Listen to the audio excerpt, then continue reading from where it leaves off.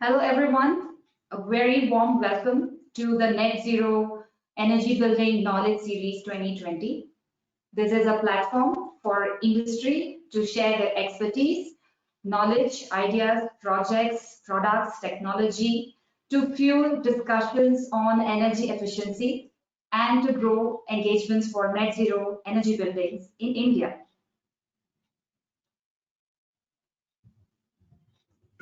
This program is executed under the METRI program supported by USAID. METRI is an acronym for Market Integration and Transformation for Energy Efficiency. METRI supports which are energy efficiency in buildings, sustainable cooling, and training and consumer engagement. This program works in partnership with several organizations to implement various initiatives. The market transformation approach includes creating business opportunities for the private sector, scale up of potential initiatives, enabling policies, as well as providing training for NSMs. METRI is supporting efforts moving towards a super efficient and net zero energy target for buildings in India. The NZEB Knowledge Portal is a one-stop site for information on NZEBs, and you may explore this further on the website nzeb.in. This knowledge series aims to help you gain insights about energy efficiency, NZEBs, and sustainability at large.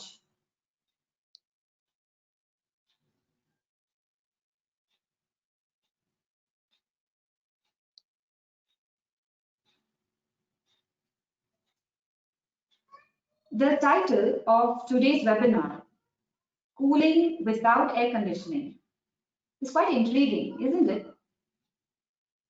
Energy efficiency and comfort are correlated. A transformative approach to design and technology is required to move away from the business as usual to achieve sustainability. Our expert panel today will take a fresh look at the need for thermal comfort in commercial buildings. We are really proud to have the Gubbi Group with us today to present today's session. I would like to first introduce Dr. Vinod Gupta. He is an alumnus of School of Planning and Architecture in New Delhi and Indian Institute of Technology, Delhi. Dr. Gupta has been a teacher in architecture and industrial design at SPA Delhi.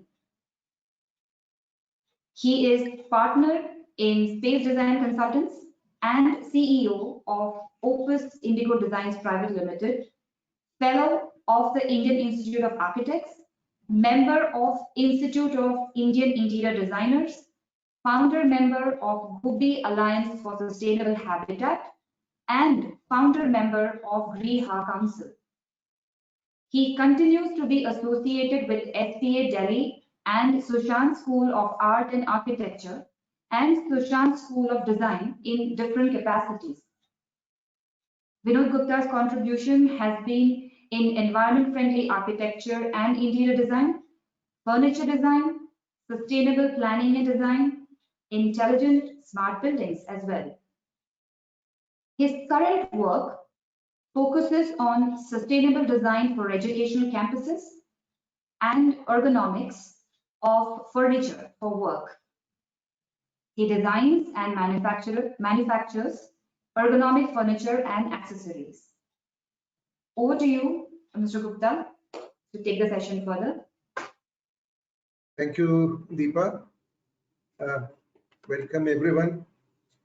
I have several duties to perform here. The first of them is to talk about Gubbi.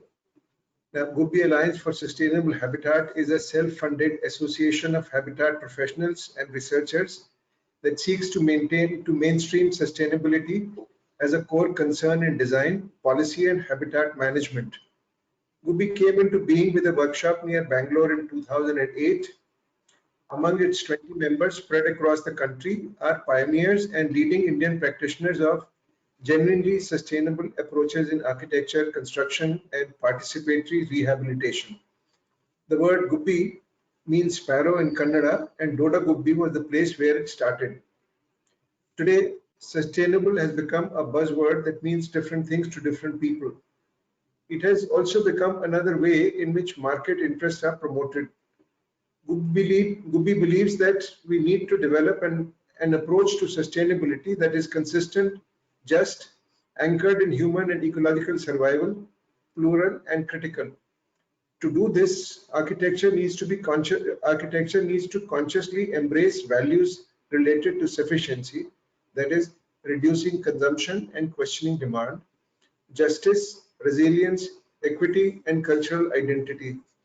For Gubbi, the challenge of sustainability offers the possibility of architectural innovation that goes beyond the narrow formal and technical pursuits ruling over the architectural imagination today.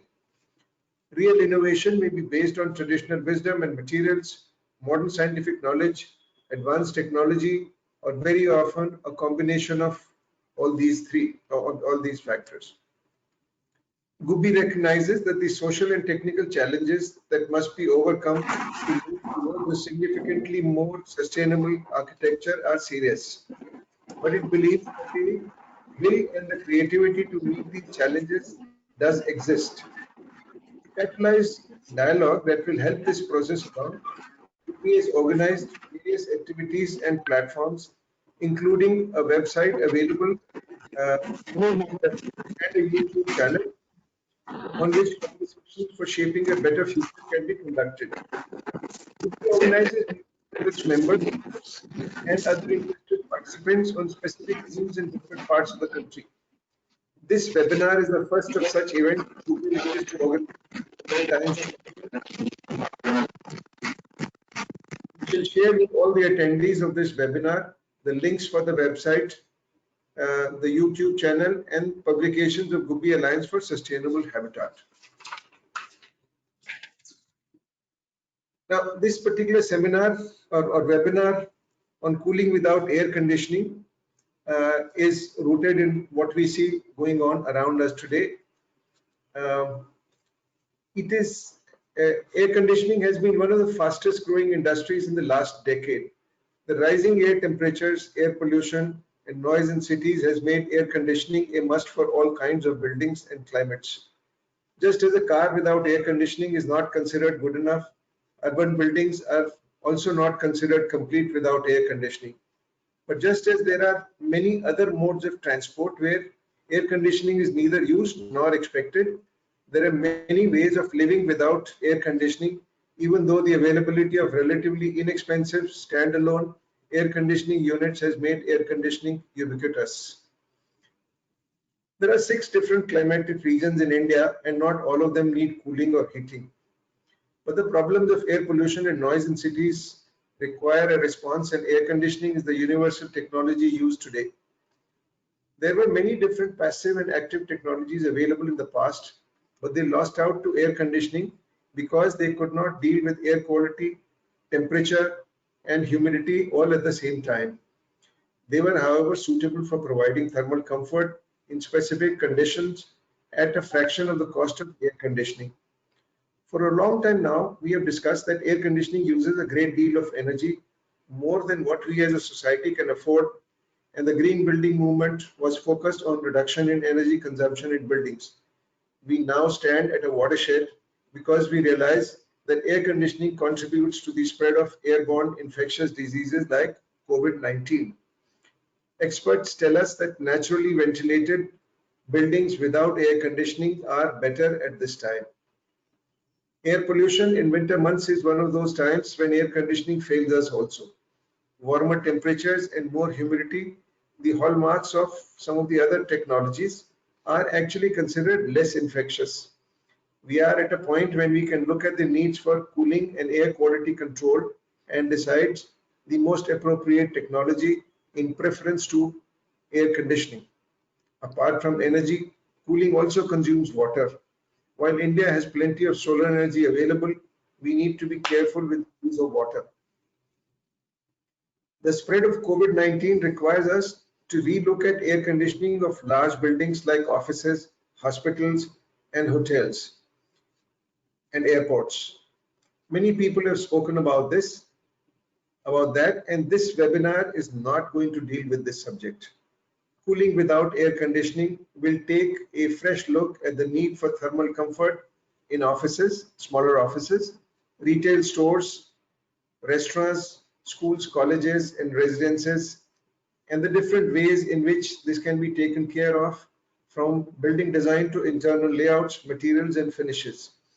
It will also look at the different technologies that have been proven in the past and that may have become more relevant in the context of the outbreak of COVID-19. Cooling without air conditioning will also discuss ways of measuring the efficacy of cooling systems. The speakers are Ashok Lal, Sanjay Prakash, Tanmay Tathagat, and GC Morgan. Professor Ashok Lal graduated from the University of Cambridge, UK, in Architecture, Fine Arts, and obtained the Architectural Association Diploma in 1970.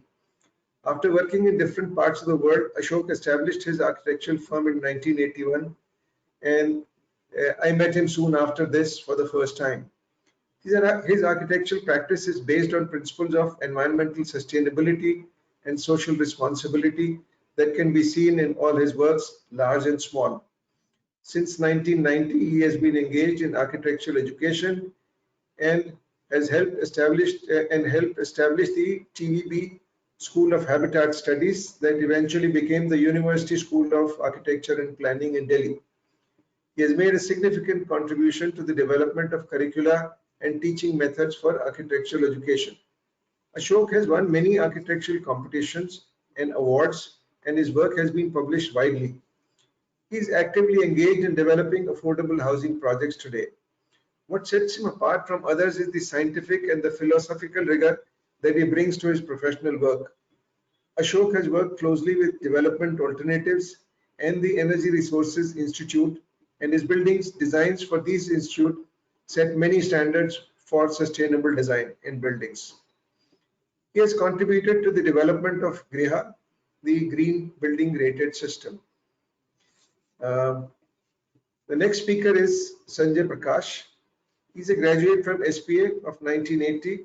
This is where I met him first, and this is where he produced an outstanding thesis on environment-friendly architecture. He has worked with passive and low energy architecture, hybrid air conditioning, autonomous energy and water systems, bamboo and earth construction, and community-based design of common property. Sanjay likes to call himself a building technologist because he deals with so many different aspects of technology in buildings. He works as a catalyst, training his associates to develop skills in the areas of work, and launch their own enterprises. Sanjay likes to collaborate with other people and has worked with a very large number of design teams from all around the world. He has been a visiting teacher at SPA and many other schools as well. His iconic buildings, there are many buildings that he has designed in many campuses, but a few buildings in Delhi, two of them, are the iconic buildings. One is the Mati Ghar at Indira Gandhi National Center for Arts and Mirambika School at Aurobindo Ashram in Delhi. Both these buildings are supposed to go away at some time, but these are, very fine pieces of architecture of sustainable kind. He heads his design firm called the Studio for Habitat Futures. In fact, the dealing with future is one of Sanjay's things that he wants to do today. He's co-founder of the Future Institute and the Himalayan Institute for Alternatives in Ladakh. He's also a senior advisor to the Indian Institute of Human Settlements in Bangalore.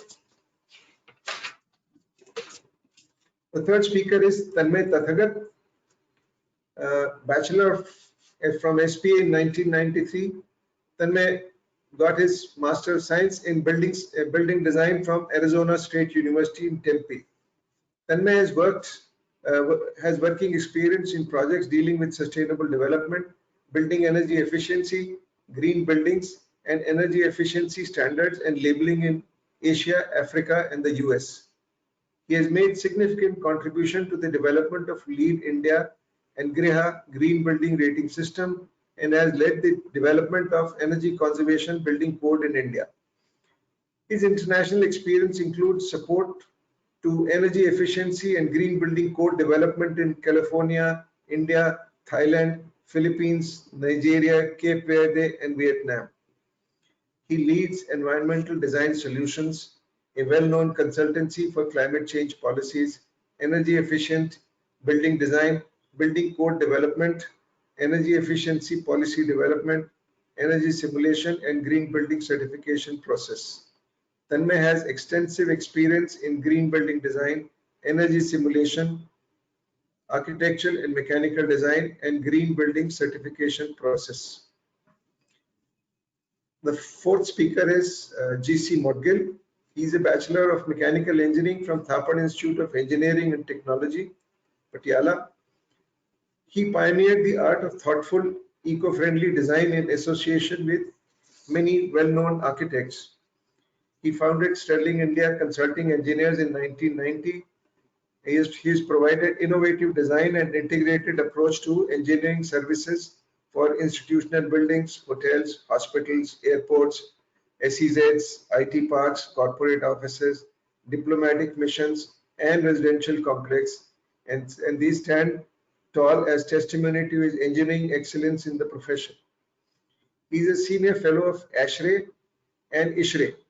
He has contributed to the development of the National Building Code 2005 and the revision to it in 2016. He was also involved in the Energy Conserving Building Code, originally propagated in 2007 and later revised in 2017. And he has been part of the GRIHA Green Building Rating System development. He has been a member of the Bureau of Energy Efficiency Committee on Chiller Standards and also a member of the Indo-Swiss team for Building Energy Efficiency Project.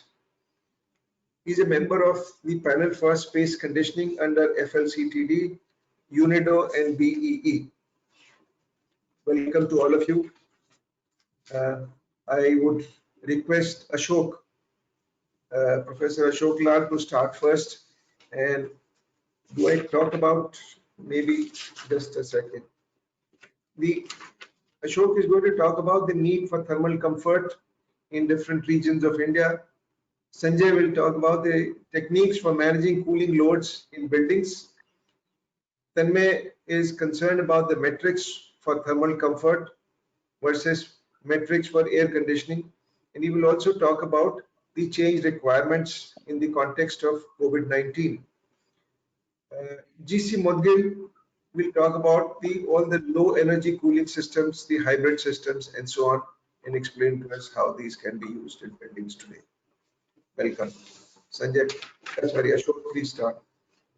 Thank you. I'll work my way to the beginning of my slideshow. Just give me a moment.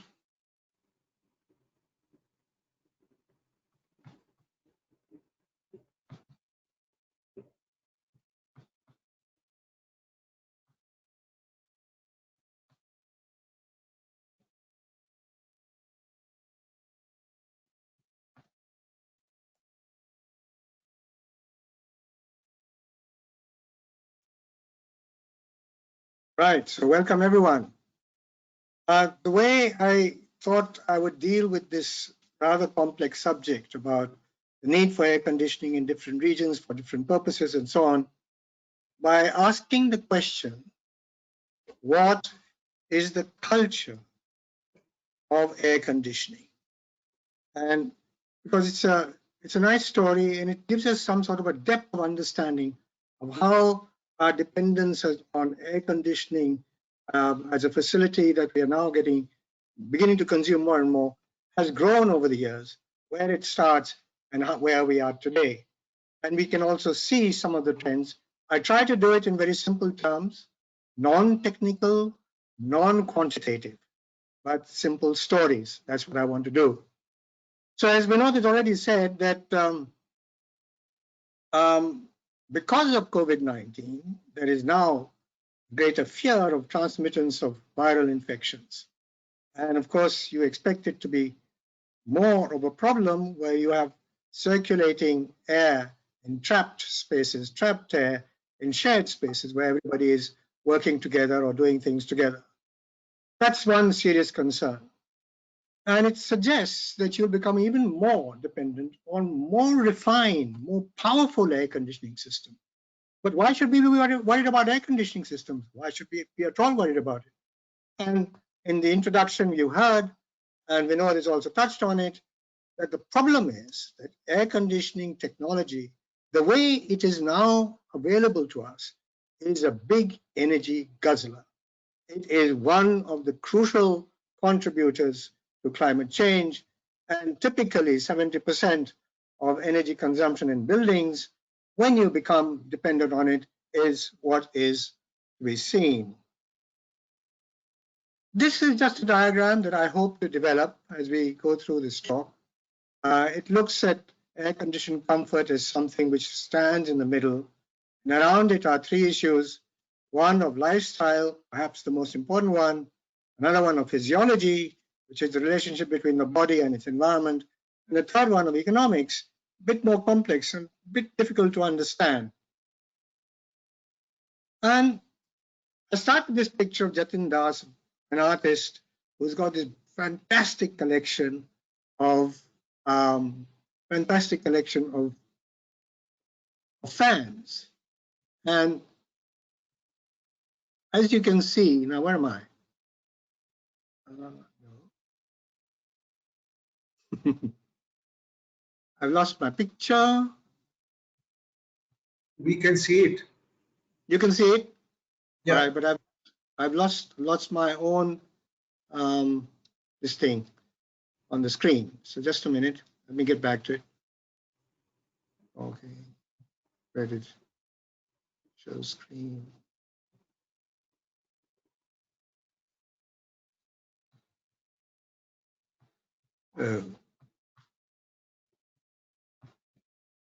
What's happened is that my own picture is covering my screen. So let me just see if I can get out of that. Right, maybe this is one. Yeah, we're back to it. So now the thing is that the need for cooling the body is something that we've realized since Kingdom Come. One is feeling uncomfortable, one wants to do something about it. And one of the first inventions when just by removing your clothing or adjusting your clothing or space, you couldn't get enough comfort, you resorted to a hand fan. And it was such a natural invention. You fan your face when you need it. But there's a problem. You need a hand to do it with, and you can use it really at times of rest and leisure. And this is a kind of a behavioral adaptation. Trying to move to the next.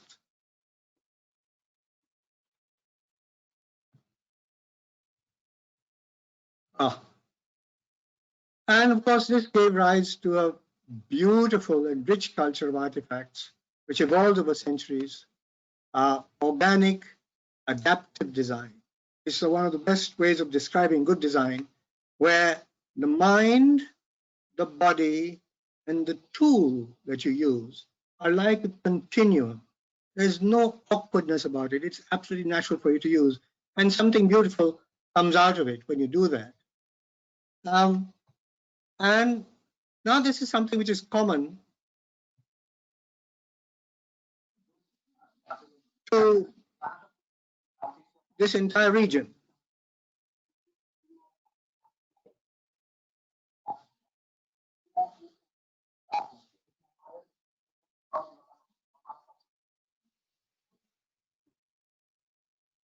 So this allusion to culture is really about, generally speaking, the warm climates. There are parts of this subcontinent where in the north you'll find that there is a cold season too, and then there are northern parts which are even very cold. But by and large, it is about the problem of getting cooled when the weather is hot.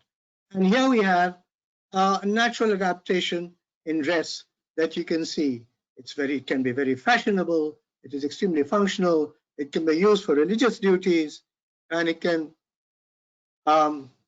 become something which is adjusted when you put on some more clothes, when you go for formal affairs, and then finally you move away from your natural adjustment of clothing to retain pools when symbolism becomes more important. And here again, of course, here it's an air-conditioned environment, but everybody is following a certain kind of dress code, irrespective of location or weather. And only our Prime Minister here is making a point that, yes, I have my own dress code, and it is probably a little bit more climate friendly. But this is one of the things that symbolism begins to override the adaptation to comfort. And even in diet, of course, a sharbat is something that is drunk in warm seasons to produce cools. It is an adaptive technology. It brings cools inside your body. And when you couldn't do it within your body and you had some assistance, you started deploying this kind of fan. Very good signal here. That movement of air was one of the adaptations. Encouraging movement of air was one of the adaptations that made you feel more comfortable. And then, of course, electricity arrived, and we had the electric fan. This is in the early 19th century. And once this came, my gosh, the world started changing. And this is what I'm enjoying right now. My temperature is around 29 degrees Celsius. And my wet bulb temperature is 24 degrees Celsius, which means that the relative humidity is around 55%. And I've got a fan above me. And I'm really very comfortable right now. So I'm in a pre-air conditioning age, enjoying comfort. Here's the guy who's responsible for it all, Mr. Carrier. And it was in 1902 that he first installed a commercial machine that would pump heat from inside a space to the outside while circulating the air, keeping certain properties of the air which are conducive here to a manufacturing unit. A lithographic and publishing company uses this. It is for a workspace and a production space. And it is only in 1952 that this becomes commercially widely available. And that is when the White House gets essentially air conditioned. Until then, as you can see in the picture on the left, big awnings to keep you shaded. And once the air conditioning came in, the awnings disappeared. Funny things, but that's what happened. And of course, this is the start of the culture of controlled indoor environments for collective activities. This now begins to grow very rapidly, starts in the United States, spreads across the rest of the world as it begins to, the development occurs, and then eventually, ironically, reaches Europe too. But with the expansion of this engineering, standards needed to be set. And Mr. Fanger was the first man to do some research. And he developed what is now called the thermal comfort model, which is based on looking at the human body as a standard, a universal metabolism, which needs to maintain a certain internal balance vis-a-vis the outside. And he came up with certain comfort standards. And these comfort standards, which is that, that 23 degrees centigrade and the popular or the mean vote, how many people say you're okay at this temperature, how many people say you're okay at that temperature. He established that kind of method of doing things and came up with standards. And this became spread like wildfire across the air conditioning industries. Mr. Modgul will tell us that we just followed it blindly. And this went on for years and years and years. Until very much later, Nicol and Humphreys, both from the UK. Well, UK, ancient colonial country, they had some links across the globe. They went traipsing across Iran, Afghanistan, Pakistan, India, and so on, and Indonesia. And then they did surveys about when do people feel comfortable? At what temperature do they feel comfortable? Is Mr. Fanger right? And my gosh, they came to another understanding that there is something called an adaptation of comfort. And they tried to understand, and they published this paper called Understanding the Adaptive Approach to Thermal Comfort. It's basically saying that if you are living in a cold place, you'll get used to the cold and you'll be quite comfortable at fairly low temperatures. If you are living in a very hot place, you'll get used to the heat and you'll feel comfortable at fairly high temperatures. So there's a very broad range within which you can feel comfortable, and you will adapt to it. And then, of course, when this theory became well established, or when this knowledge became well established, someone had to move the air conditioning industry. And here are two real stalwarts, Richard de Geer and Gail Brager, working in America and persuading ASHRAE, my gosh, the most conservative of all associations. They persuaded them to accept the adaptive comfort standard model. And they developed it into a science. And here's a diagram that explains what the science is, but they didn't quite win the whole battle because this was accepted only for naturally ventilated spaces, not for air-conditioned spaces. The battle wasn't quite won, but good progress there. And this has been followed up recently in India with Rajendra Rawal leading a team at CEPT University, doing a similar study for the Indian situation and finding yet another adaptive comfort standard for India and Indian commercial buildings. So there is such a thing as an adaptive response to discomfort, and it could be physiological. That means your metabolism will adjust, and it can be behavioral. That means you might do something about it. You might switch on a fan, you might open a window, you might sit on a swing, you might go to Shimla, and so on and so forth. You might do many things, and you might move into the shade or go into the breeze, and so on. And the range is very wide, something like 17, 18 degrees at the bottom to beyond 35, up to 36 degrees at the top. It is below this and above this, if you're exposed to these conditions, then perhaps thermal stress actually tells on your body significantly. But till then, you might be okay. But at the same time, what happens? Symbolism, remember that word, overrides adaptive responses. Here we are. My God, to be well dressed to go to school, wear a necktie, close collar, stockings, boys and girls. Seniors, if you want to be a true professional, this is your standard dress, irrespective of weather. You know, I've seen in Sri Lanka salespeople wearing a jacket in the sweltering heat, sweating profusely, putting on the jacket and a necktie, coming to sell some odd thing or the other to your house. It's crazy, but symbolism seems to override adaptive strategies that you naturally adopt. And there was a time, I mean, this was our time, all of us, our generation, our time, when we sat all our exams in spaces that were not conditioned. And many of us did pretty well. I mean, I didn't do so well, but many of us did pretty well. And they, you know, Sanjay and all scored enormous marks, and their performance was not affected.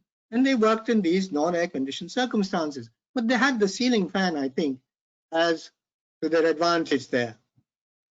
And of course, markets, as we have seen, have traditionally wanted to be open. The shops have wanted to be open. And even now, many, many shops are open through all season in this way. But what are we seeing?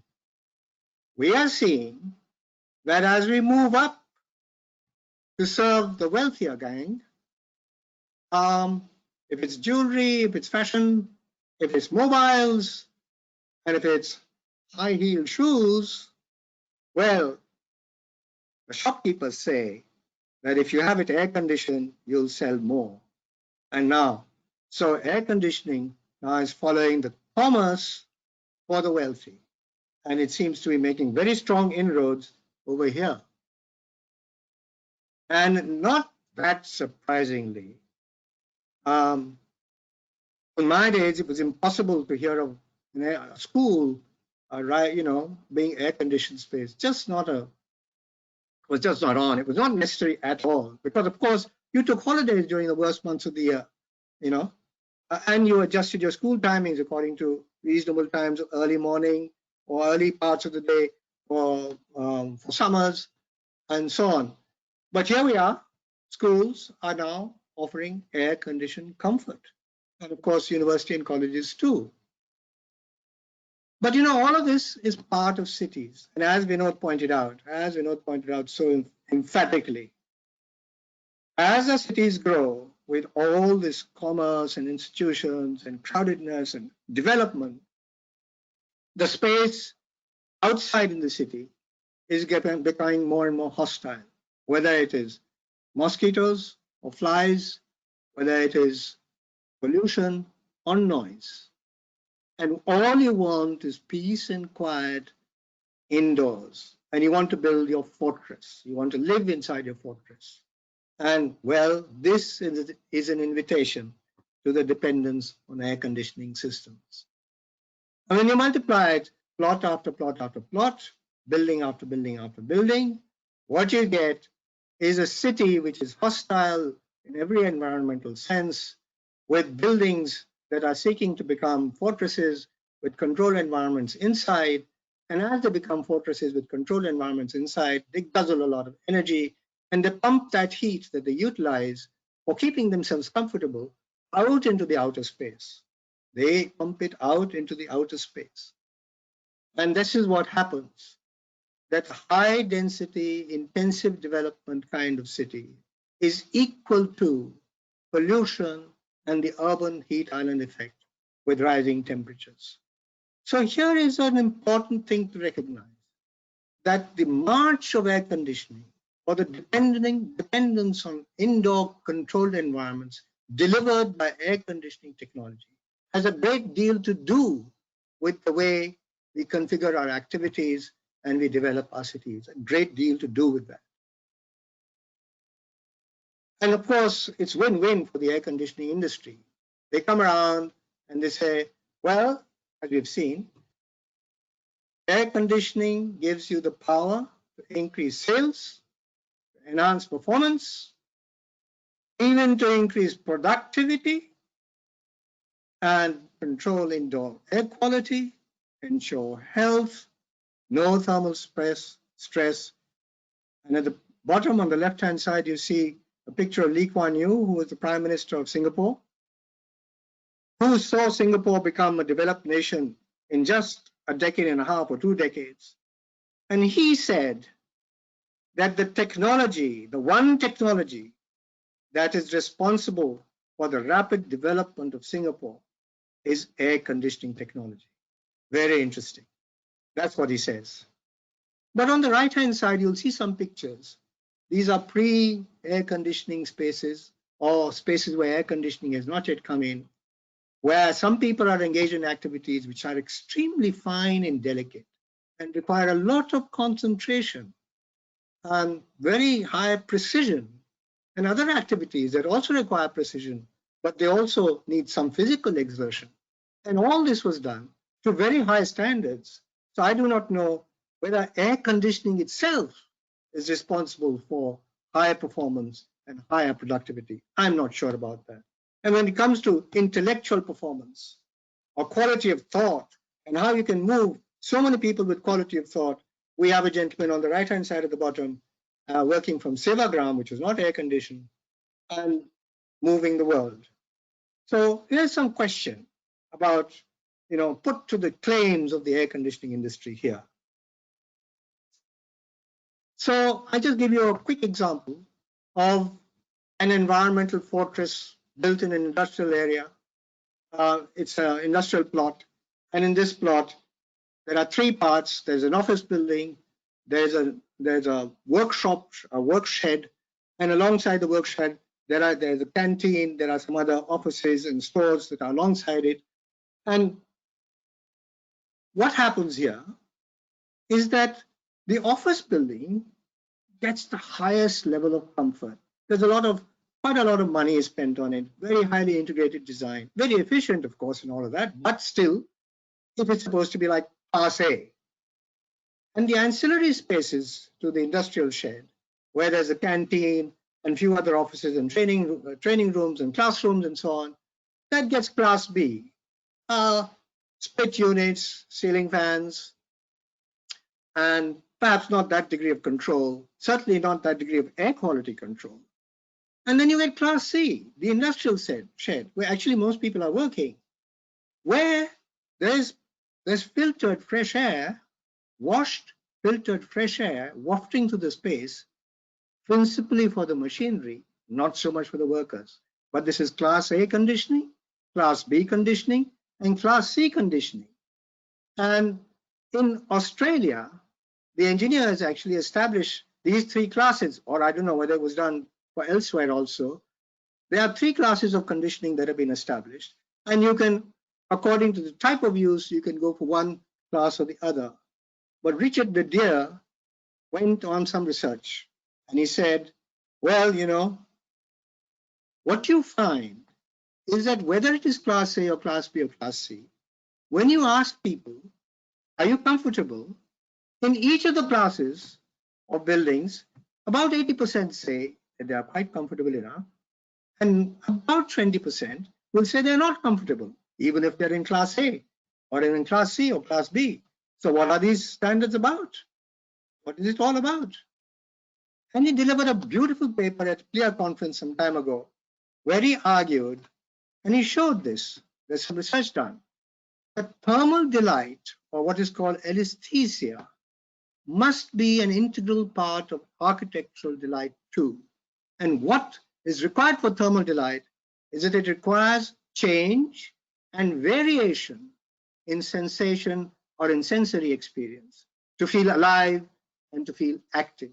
So again, here's a good question for our air conditioning standards people. Well, the promise is that you can get to world class. And here is the Oil and Natural Gas Corporation building in Mumbai, designed like a solar cooker and then converted into a refrigerator. World class. Symbolism. Another symbolism. A symbolism of ethical transparency. That's why we have glass, because transparency is ethical. And whose building is this? It is the building of the Central Bureau of Investigation, their headquarters in New Delhi. Symbolism. Amazing. And what do the people say? What do the sellers of air conditioning say? They say, we can convert your design for a solar cooker, which you may do, into a cool refrigerator. We have the technology if you have the money. That's their promise. And so the promise of air conditioning, combined with the promise of the glass industry, gave license to the creative imagination of the designer for every kind of indulgence without care for the impact on the environment. I'm really happy to say that now this whole thing is now turning around. And once again, I think more and more designers are thinking deeply about how the design decisions they take have an impact on the environment. There's another important sociological fact, and that is where leadership in design imagination is extremely important. In all iniquitous societies, where there are some people who are very powerful and very rich, and those who are not so powerful and so rich, there is a desire for us to emulate those we consider to be wealthier and more powerful. And it is for this reason that the moment a young person, an entrepreneur, wants to set up an IT industry, he immediately said, oh, it must look like the Google office, or it must look like something else. But it looks like that symbolism takes over, because they seek to emulate those whom they consider to be wealthier and more powerful. And so Here is the diagram we started with, kind of summarized and elaborated a bit more.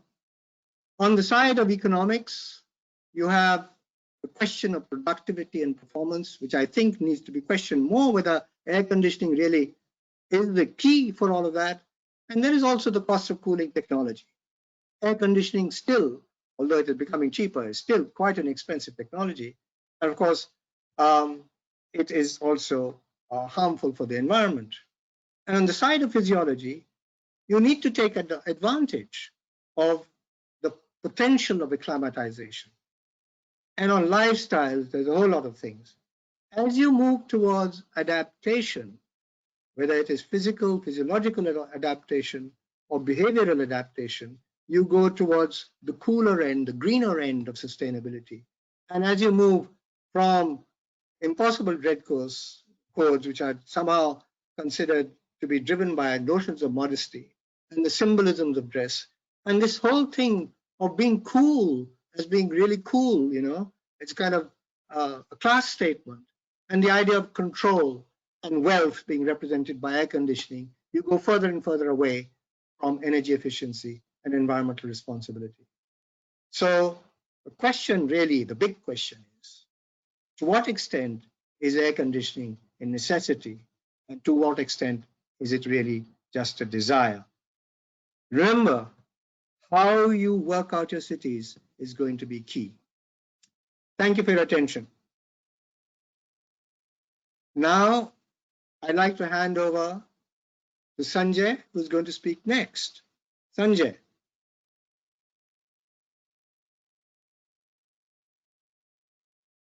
Thank you, Ashok. Okay. So there, I think this should be possible for everybody to see my screen. Okay. I'm going to take over from Ashok, and it's wonderful to have such a good speaker at the very beginning, because it allows you to think out it's the mood, as it were. But as a practitioner, what happens is that we come across many people who say we are not Gandhi. We can't stay in a non-air conditioned environment. So this partly that is due to addiction, but partly it is due to not really thinking out what priorities in human life are. So what we've noticed is that we don't like to design cities that have a better microclimate. It's possible to actually design better buildings provided you have an environment which is cooler to begin with. So more trees or more vegetation and so on, that itself would matter. So now when we had to design this IIT Jodhpur campus, we worked out certain terms and how they would shade from the hot winds, and therefore create a cooler environment for the entire settlement. And then we put the settlement in bundled up form within the berms.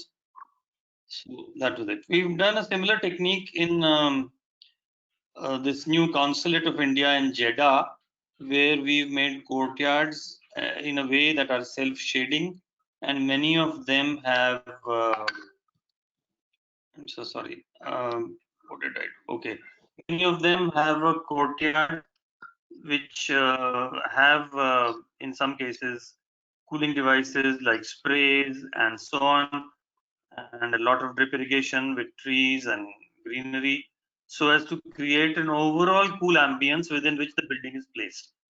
Remember, a lot of practitioners' aims is not to eliminate air conditioning, but to ensure that it is mostly done with fresh air, which is very expensive if you do it 100% fresh air, of course, and all the time, and or to reduce the number of days that you require it dramatically, meaning instead of 100 days, 200 days in the year, if you require it for only 10 or 15 days, then that's still some kind of a saving. So that has been, as a practitioner, some of the approaches that we've taken, and I think this was demonstrated to some extent in this building, which you could say is a sort of adaptive comfort building Just a minute. I think I keep shuffling between. Yeah. Could everybody see the basic picture all the time, or is it flipping between a reduced view and a full view? You can see Anyway, the reduced view right now and the full view, and your webcam is switched off. You need to switch that on. Oh, okay. Fine. So, basically, this building, the Terry Retreat building in Gwalpadi near Delhi, Actually, we was. can't see the screen right now. Oh, Yes, now it's on. oh, now it's on. Funny. Yes, now it's on. Is that better? Yeah, this is better. Okay, fine. Thank you. So, this building, the Terry Retreat building, is a hostel for 30 people, and it's cooled by what we might call an earth tunnel system, which basically consists of fresh air being drawn, in this case 70 meters underground, 4 meters underground, and just pumped into the space. Now, it's true that using this kind of method, which is basically a kind of surrogate for something like a basement, which keeps warm in the winter and cool in the summer.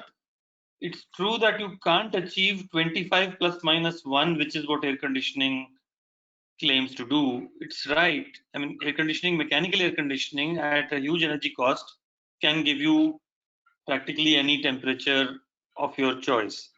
It's true that this can't happen with these natural systems, but this building, for example, as far as I know, has not gone above 30.8 centigrade in any room when in use over the last 30 years since it was made. And therefore, I think it makes sense to look at the adaptive kind of systems that Ashok has been talking about, and being able to look at the fact that if you switch on ceiling fans and if you accept larger temperature swings, in my case I think of it as 25 plus minus 5, then you have a fairly comfortable space, as long as you do the classical things which are supposed to be done in passive architecture. And what are those? Let me say, besides the microclimate, which is of course important, you need to orient your building well. This particular building is oriented south so that you don't get summer sun and you get a lot of winter sun for the warmth. This is Delhi, so you get some winter as well. You need to shade it, especially the windows, because the glass can be a source of extreme heat. You need to use the right colors. So you have this rather light colored grid that you see here, as well as some dark colored grid for those parts that required air to be heated up and go up into those chimneys. So you see that combination of color, and you have insulation as well. This particular building has external insulation. That's very useful, because what happens with external insulation is that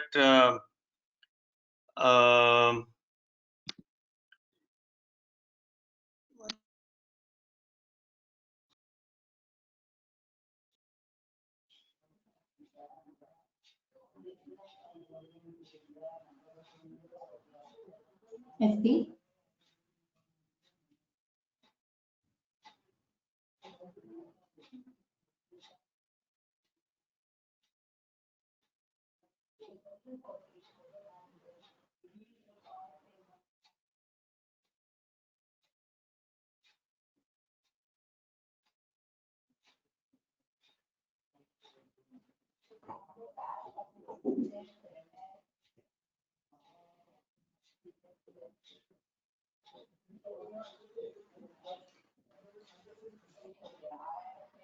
We shall be back in a few moments. I'm sorry, I have some problem with my system, but in any case, let me continue. So external insulation, well, insulation is of really two types actually. So we think of insulation as lightweight insulation like glass wool or thermocol and stuff like that. And that is insulating, but basically doesn't delay any time from the time that it comes from outside to inside. The heat wave kind of comes at the same time, or with very few minutes of difference. But there is another kind of insulation which in electrical terms, let me tell you, those who are electrically oriented will understand.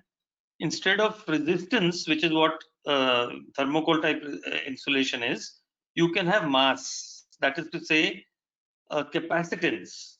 So you have the ability in certain materials like stone and brick to absorb a lot of the heat for much of the day, and sure, it will radiate it in the night, but it highly ameliorates the difference of temperature that is outside. Maybe 15 degrees may become 5 degrees inside, and then the time is changed so that what is available outside as the peak heat, probably at 3 p.m., comes inside at, let's say, 9 or 10 p.m. in the night.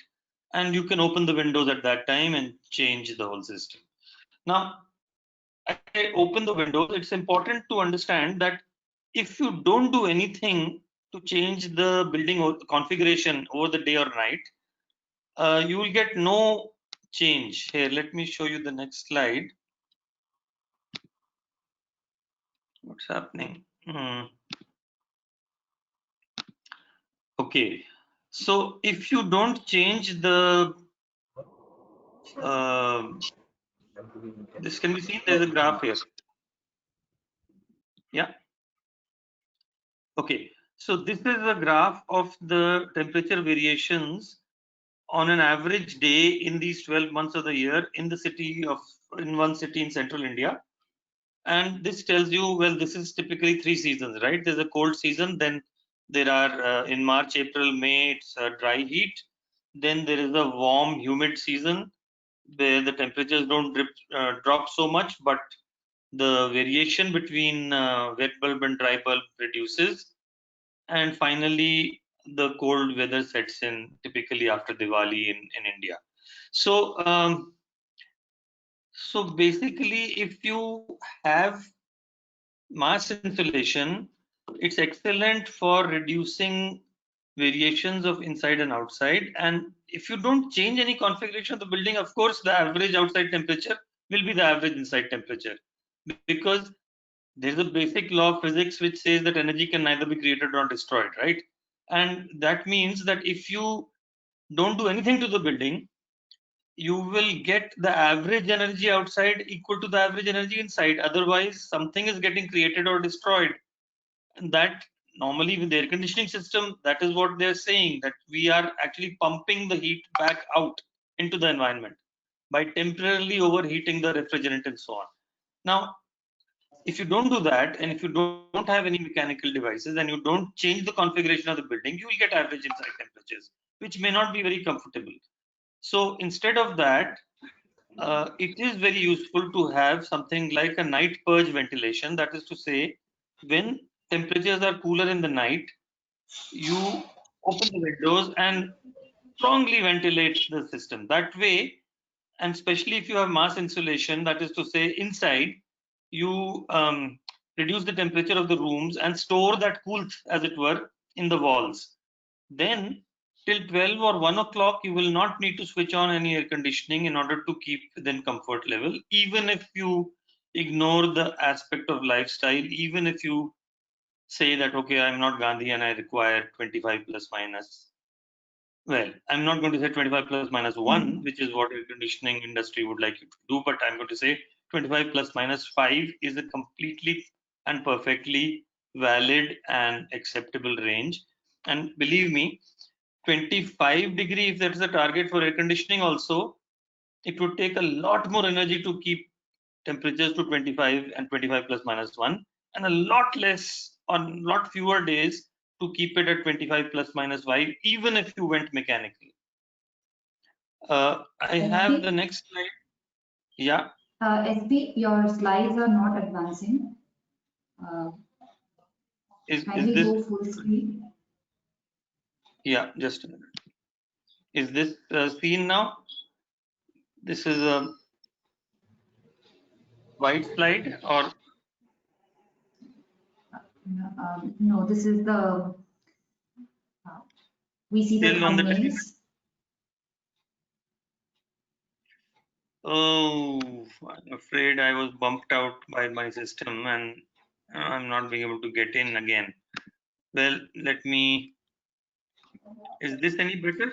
I'll just, no, Yeah, no. can you make it possible for me to share my screen? Because I Yes. think that would be done again. Mhm. You should be able to do this now. Yeah, there you are. Now better? Well, it'll take a few Yes. seconds. Yeah, so you can see the Nickel graph for Tehran. Yes, we can see that now. Okay, so this is the Fergus Nickel graph, which something that Ashok introduced. Thank you for that, Ashok. Fergus Nickel, after doing all his work in Iran and Pakistan, Afghanistan, India, and so on, and Indonesia, worked out that human beings are not necessarily more comfortable at 23 or 24 or 22 plus minus 1, as the air conditioning industry would like you to believe, but they're actually more comfortable the warmer the outside temperature is. So if this graph, the thick black line, you can see in January 19 is comfortable, and in July 29 or something like that is comfortable. So this is an important finding, and we need to start adopting this adaptive system of conditioning. I know of one building which has a different set point in the morning, a different set point in the afternoon, and nobody really complains. It is a conditioned building, but it's very low energy compared to a regular flat standard of comfort. Look at how this changes when clothing comes into the picture. So that has also been studied as a science. So I'm sorry. Okay, can this clothing graph be seen now? Deepa, can you help me? Yes, yes, yes, we can Okay. see this. So we have in classrooms typically people wear lighter clothes, even though Ashok showed some pictures of how formally dressed school children with ties and stockings go to certain kinds of schools in India. But in classrooms, children generally wear lighter clothes, and therefore the kind of clothing insulation, the glow factor as it is called, changes. And you see how comfort can be achieved at various temperatures, all the way from 21 to 26 C, depending on how you are dressed. So this is an aspect of lifestyle change, and lifestyle change comes in many flavors. So Ashok already showed how it comes in diet in the form of non-spicy food when you want to keep cool, water or sharbats, clothes, which I am looking at now, and a calm mind, which also was shown in the form of the monks who were meditating, right? Well, this particular building that I'm showing you now, it's called the Tapasya Ashram and Sri Aurobindo Ashram, Delhi. And I know quite a few of you will say, oh, I'm not Gandhi. But the fact is that there are large numbers of people, as many as 500, who live in this building. And this is not an air-conditioned building. And I can vouch for the fact that despite the fact that I am kind of addicted to air conditioning at home, I've stayed in this building for a year and a half and managed happily without air conditioning. Yes, I had to adjust slightly my diet, adjust slightly my sleeping time. In the summer it would be late in the evening by the time I would be cool enough to go to sleep and so on. But it wasn't an uncomfortable experience on the whole. So this for me represents one kind of an approach towards the sufficiency of cooling without air conditioning by using a light color, by using insulation, by using the correct orientation of these windows, by ensuring that the sunlight does not come into these rooms, with good adequate ventilation, with courtyards and so on. We have designed formal buildings, if I may call formal buildings. This is a building in Manesar, which is a commercial office building. And in this also, there are possibilities which you will see in the diagram on the right, and you will see the AHUs on the left. Now the AHUs on the left seem to be like windows, but they are actually look like blank windows. Now these are not blank windows, they are AHU rooms. And the reason why they are like that is because these are large filters. And why are they large filters? Because this building has been designed for 100% fresh air. Now, it's not as if it's 100% fresh air all the time. It goes from a variable 10% fresh air to 100% fresh air, depending on what the outside temperature is. So if you were to reset, this is right now set for 24 plus minus 1. But if this were to be dynamically reset to 20 to 30, then you can see that a lot of the time you could get 100% fresh air and still manage without paying an energy price for this air conditioning. This has been designed by Modgill, and I think he'll talk about some of these issues in a later talk. There is also radiant cooling. Now, radiant cooling is a cooling which our Danish researcher with a bad haircut had worked out. Our human skin is significantly more sensitive to radiant fields. That is to say, this is the reason why at minus 20 in a place like Ladakh, in the sun, we can feel warm, because the sun is falling on our skin and the mean radiant temperature is not that low. It's not minus 20. The mean radiant temperature might even be plus 5 or plus 10 because of the fact that the sun is radiating heat onto your skin. Our human skin is significantly more sensitive to cool spaces for this reason. It's also significantly more sensitive to warm sources. So it's easier in winter climates, such as in Europe. So you have radiators, which even though in very small areas, have a high enough temperature that they can transfer a lot of heat to humans. And therefore, without heating the room, they can heat the human beings inside. Similarly, in a reversal of that process, you can have structural cooling or radiant cooling. And this is a particular building being made in Gurgaon, which is nearly ready now. I think because of lockdown, it couldn't get completed. Now, in that red looking little picture on the central top, you see how the radiant pipes are being laid out. They have chilled water at much higher temperatures circulating inside so that the slabs are cool. And on the diagram on the upper left, you see how people basically have a cool floor to work with, also a cool ceiling, incidentally. And therefore, the amount of air conditioning demanded is very, very strongly reduced.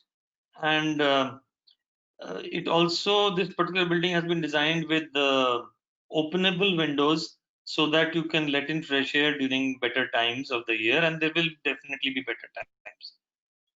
This is Fanger's equation of something called TO, which is T operative, which is the similar to the temperature that we feel in terms of comfort, which should be equal to TA, ambient temperature, which is measured by the mercury thermometer, plus TMRT, mean radiant temperature, which means the temperature that would be measured by a brass globe painted black, which would sum up the effect of all the sources of heating and cooling in radiant fashion around in this space.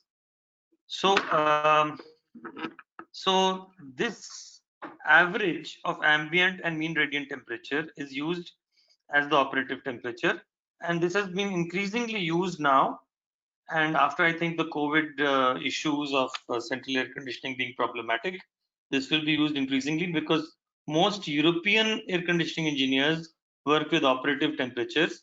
And I think the only reason why American air conditioning engineers worked with ambient temperatures was that a lot of the science was developed in Florida, which has overcast skies and is just warm and humid all the time. Therefore, ambient, there are no real sources of mean radiant temperatures which are very different from ambient. Therefore, it was easy enough. T0 was roughly equal to TA, and therefore it would not matter. One last point that I do want to make is that there is such a thing as task lighting. A lot of you would know that, of course. The simplest version is this little lamp that you have on your desk, which gives you light, therefore does not require the ceiling to have as much light that you might otherwise require if you did not have these lamps. And this has been used increasingly in offices to reduce the amount of lighting. But similarly, we can have task fans. And when you have task fans, you can have an individual fan, which traditionally air conditioning industry used to discourage the use of fans because they said, well, air movement on your face is not good. It will cause you to get a cold and so on.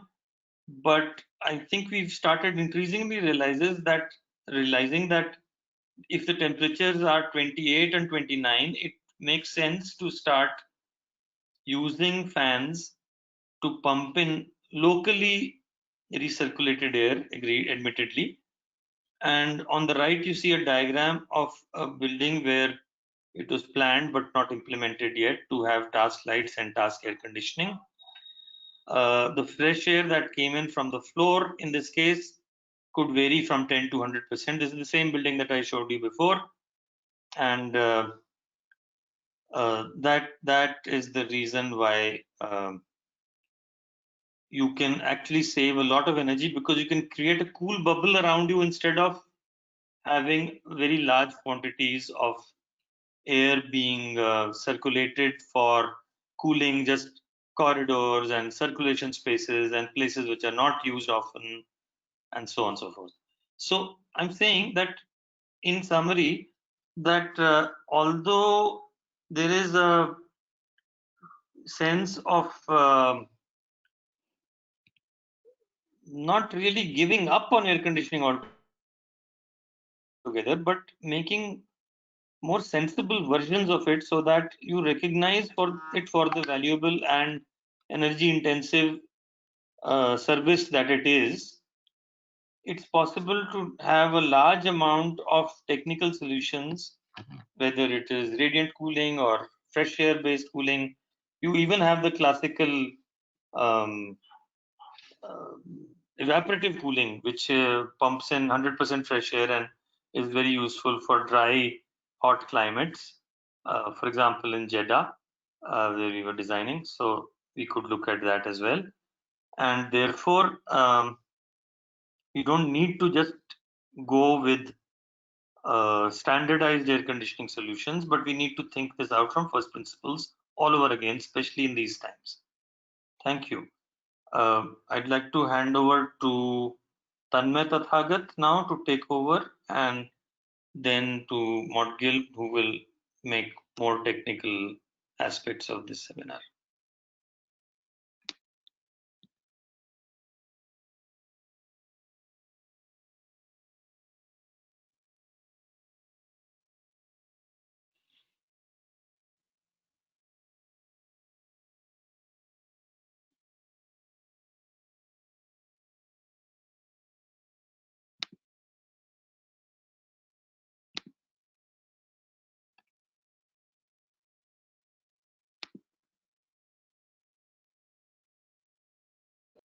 There I am. Hello, everyone, and welcome. Namaskar. It's good to have the speakers now have all set up all the fundamentals of what the response to the issues of air conditioning, comfort, energy use in our buildings, especially in our cultural context. And a lot of it is first principles, as SP said. It's something that people have intrinsically understood, and we have had designed responses on each one of these issues in several buildings. What is interesting is, despite us having this this common sense and wisdom and all the technology that we have currently for air conditioning, are we really comfortable? Are we forget about the overall environmental context of, where the impact of air conditioning is it even achieving what it is supposed to do as it is designed right now?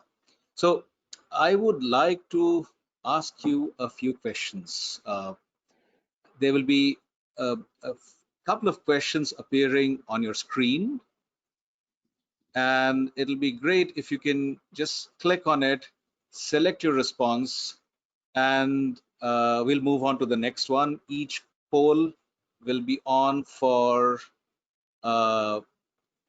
about a minute. So here's the first one. How has your experience been with thermal comfort in air-conditioned buildings such as offices, restaurants, malls so far? So just select an option on the screen and let's run it. So is it that you often feel you're too hot, or is it too cold in those buildings, or it's all right for most of the time, or you're comfortable but you feel claustrophobic or stuffy, which is indication of poor ventilation and things like that. So select your option. We have another 10 seconds to go before we move on to the next one.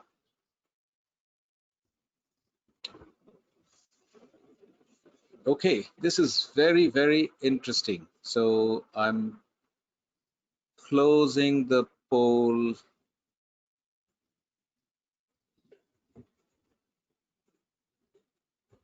now.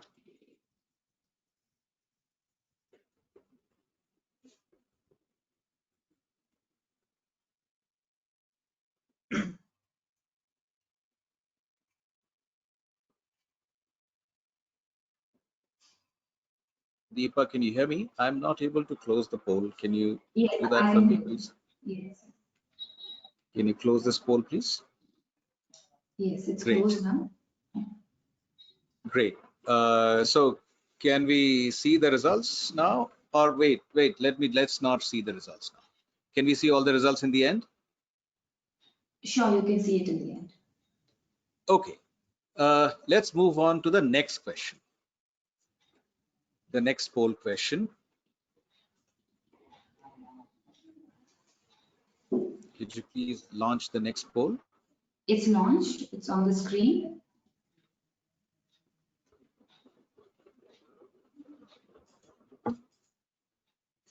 The poll is launched. Can you see it?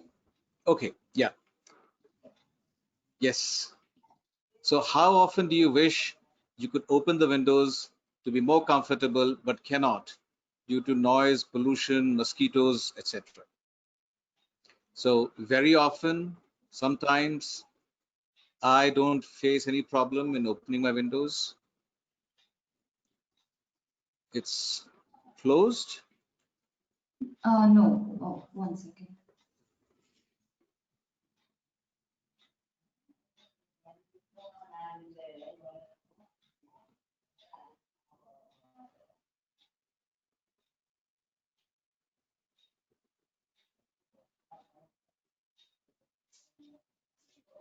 Can we? Yes. But is it still open or closed now? It's closed, right? It is closed at the moment. Okay.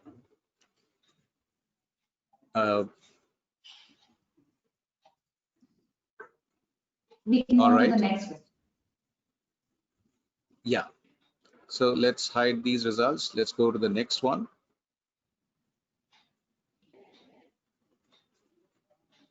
How often do you wish that you could open the windows, but you cannot because they're not operable? How often does that happen?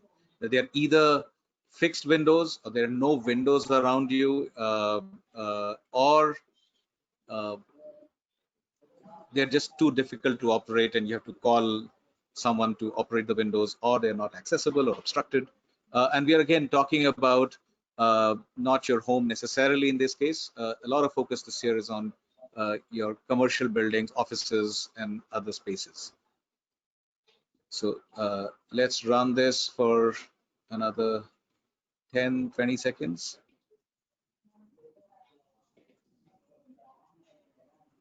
And if you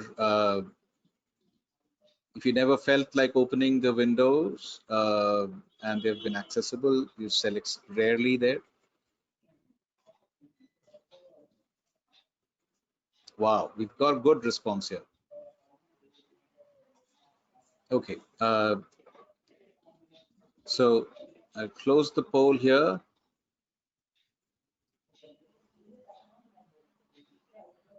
Deepa, can you please close the poll and show the next one? Next.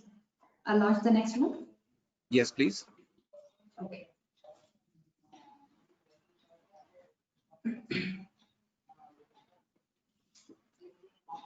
Okay, so the next one is on the screen.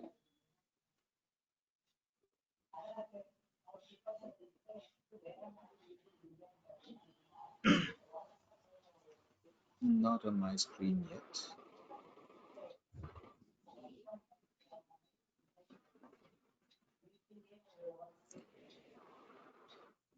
If it's in the audience view, can you please read the question, Deepa? Yeah, sure. So the next question is, would you be okay being at a higher temperature setting for saving energy? That would mean Yeah. changing your thermostat settings. So let's say all that we discussed, that instead of 22 or 24, is it okay if we change it to 26, 27, or 28 even? Or as Ashok is saying, 29 with the ceiling fan where he is right now. Would you be interested or willing to do that for saving energy or cost or for reasons of environment, global warming? Yes? Okay, great. We've got great response here. Can you show the results Yes. here? Okay, no, let's not show the results. Let's go to the last question. Quickly get this. Sure. Yes. The last question is now on the screen. The last question is, would you be okay with a higher temperature setting if it makes the space safer against COVID-19 spread? So it's the same question as the last one, but if we look at, let's say, the guidance from various organizations at this point of time, that if the humidity is a little more, if the temperature is a little higher, then the particles that come out or that are dissipated in the air when we speak or talk or sneeze can settle down faster and may help in reducing the spread through airborne method in air-conditioned buildings or any building for that matter. Okay, great. Can we just close this and see the results now? Yes, so we'll see them one by one, starting from the first question. Yes, we should. Yeah, and for some reason, I'm not able to see these things, so maybe you can read them out for me. I can show the results. Yes, please. So that's the result for poll question number 1. Can you see the screen, Tanmay? No, for some reason, I can't see the screen, but will you just go ahead and describe it, and so that we move on quickly to the next one?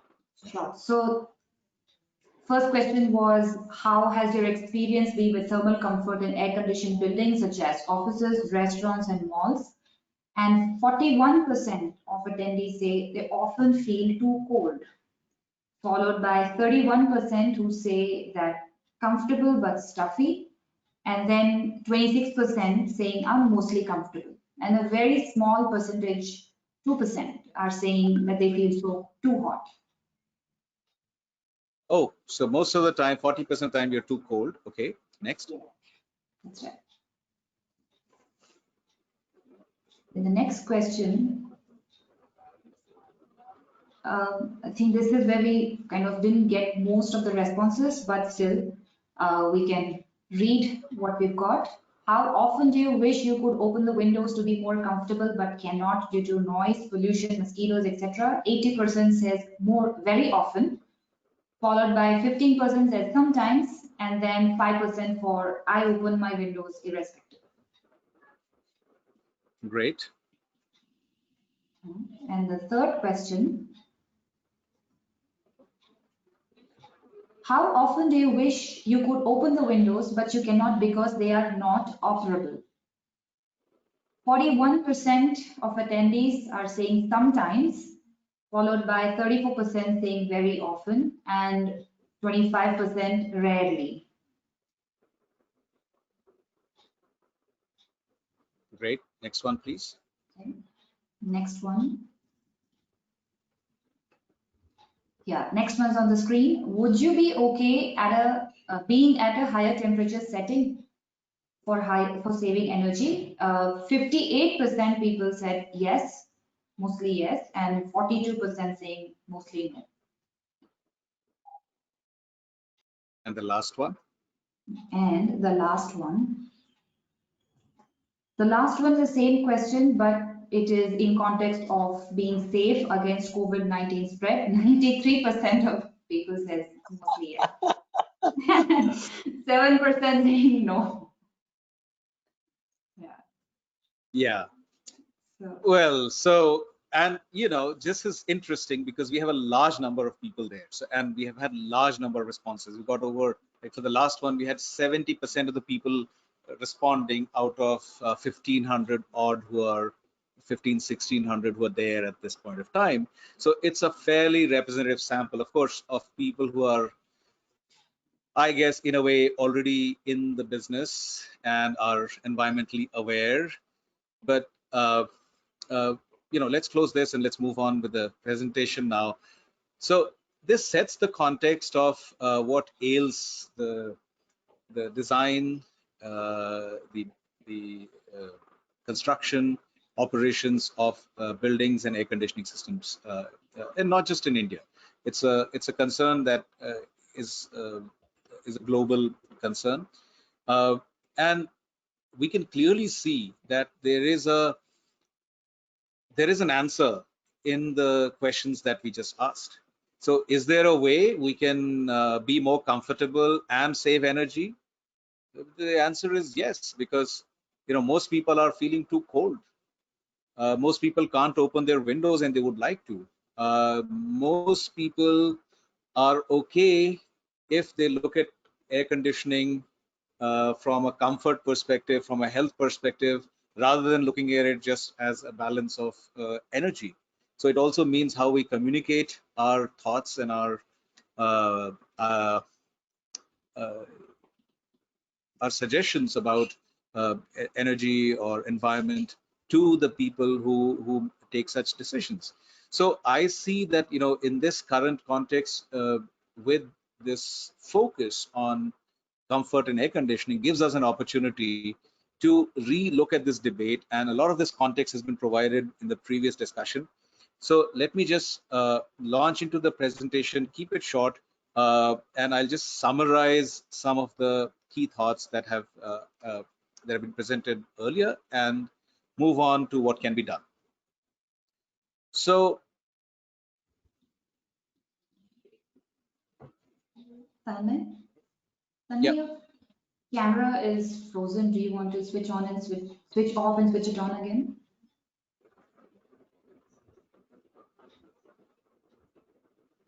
Better now? I'm yet to see the cam. It's all right. So I think for ease, for better quality of audio, I would just close that for now. Okay. Okay. So just to summarize our understanding of thermal comfort.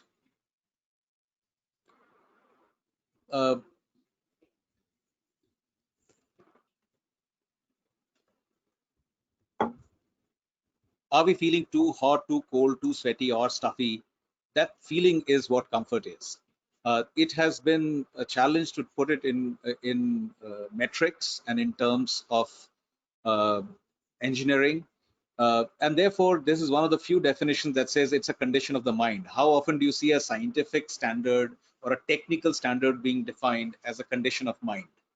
And it's a condition of mind which expresses satisfaction with the environment. And it's a subjective evaluation. And the factors of those subjective evaluation have been those 6 factors were discussed earlier and will present again. So to understand this, in terms of what it means for our current situation with environment, energy, and the pandemic, is to understand human psychology, how people behave, how they behave at home, how do they behave in public spaces and offices, and what are their expectations. So as long as we can get that satisfaction in their mind, a lot of this other physical manifestations are linked to that. So you have to maintain the body temperature, and the body is constantly trying to exchange heat and to be in this balance. So if you can look at it like a piece of equipment that's interacting with its surrounding and producing energy, releasing energy, and it needs to be in balance and thermally to be comfortable. We do have conduction, convection, radiation, and evaporation. We've seen these work in our surroundings. When we sit on a cool surface, you're suddenly cold. People like to sleep on the floor. My dog right now chooses to sleep on the floor. He's sitting next to me because that's the most comfortable, cool place in the house. It's the floor because it's cooler. That's conduction. Convection is, of course, what we feel mostly in air-conditioned buildings where there's cold or hot air that's blowing through our skin. Radiation is the most least understood in terms of design and our buildings, but this is something we experience most often, where so many offices, so many commercial spaces where you would have a comfortable spot which is cool only in front of a air conditioner or a diffuser, but rest of the places are not comfortable even though temperature may be not all right, because the surfaces are too hot. And this is something that you experience the moment you walk into an old fort or a palace. It's the same air. There are no closed spaces in a old fort. Let's say you walk into in the middle of summer in Jaipur, but the surrounding walls have not heated up, so they're still comfortable. The moment you walk in, you feel that comfort, even though it's the same hot air that's gushing in that was outside, and the moment you get, that's radiation. And that's an effect that most buildings can create easily. Finally, evaporation, of course, which is a sensation across our skin, needs air movement so that we can naturally lose our heat and be comfortable. So the factors that affect our sensation and this feeling, temperature, radiation, air movement, relative humidity, clothing, and metabolic rate, have been discussed in great detail. What is in our control? Our air temperature, radiation, air motion, relative humidity. Clothing and metabolic rate is what the occupants will experience, will have, and can take a decision on. But there's also to understand that metabolic activity varies across population. So it is measured as a heat generated by the body. It is expressed as a power density, as so many watts per square meter, and the unit is met. Now, the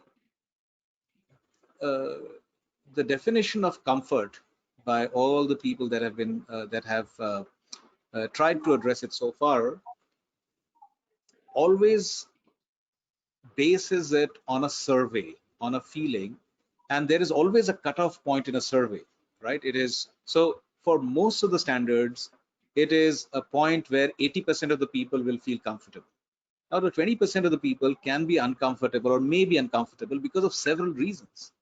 Some of them are in our control, so temperature, radiation, air movement, clothing, yes, and metabolic rate is very often in nobody's control.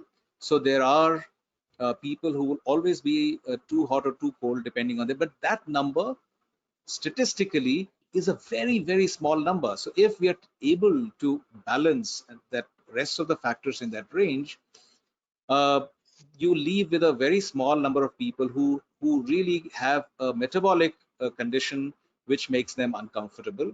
And for that, there are solutions now. There are individual cooling. There are things that you can do at a desk or at one spot or a corner. But going forward, that is not the most cost effective or the most viable option, that you create these pods. And what happens when you move away from it? Do you carry it with you? Is it like a bubble? Is it just one spot in your desk and you expect it to stay there the whole time if you want to be comfortable? No. So it has to be a specific solution for certain number of people who really have a challenge, because it's not in their control. But rest of the things, with good design of and good thoughtful design of buildings and cooling systems or heating systems, one can really achieve a higher than 80% comfort for higher than 80% number of people who are comfortable. So when we look at the comfort zone and this 80% principle, that these boundaries are not absolute. They vary with culture, health, time of the year, clothing, and physical activity. So if we look at our anecdotal evidence, I would say, of the adaptation that people have, the adaptability they have, and we had when we were young, or when the older generation was young, where people could sleep and live without air conditioning. A lot of it was adaptation, and that's something that is cultural and individual. A lot of thermal comfort issues are related to what our expectations are. So the air conditioning systems respond to that. And the energy, the cost of energy is a secondary factor. It comes in only later, because at that moment your expectation when you're in a building is to meet your optimum requirement. So the ASHRAE standard has this upper and a lower band, which is quite wide, as we discussed. It's from 18 degrees to 27 degrees in a standard air conditioning building. So, but there are many times of the year when the outdoor conditions are favorable. That means you don't really need anything to be within that 21 to 27 degree range. And if you add air movement and fan, then the standard says you can go up to 2 degrees plus or minus and be more comfortable as well. So 27 can be 29, and in a ceiling fan, number of hours that it can meet that requirement in most climates, even in warm and humid or coastal climates, is quite large. And I'll show you an example about that later. So do we need to stick to these temperature conditions through the year? And why do we have this difference between the standard comfort model and an adaptive comfort model? I mean, aren't we all adaptable and adaptive in any case? When this thermal comfort model allows us, even scientifically, to say that as the outdoor temperature goes up, we are okay to be in a higher temperature and humidity condition, as long as a lot of other things are in control, radiant temperatures in control, the airflow is in control, then why don't we do that as a standard comfort model?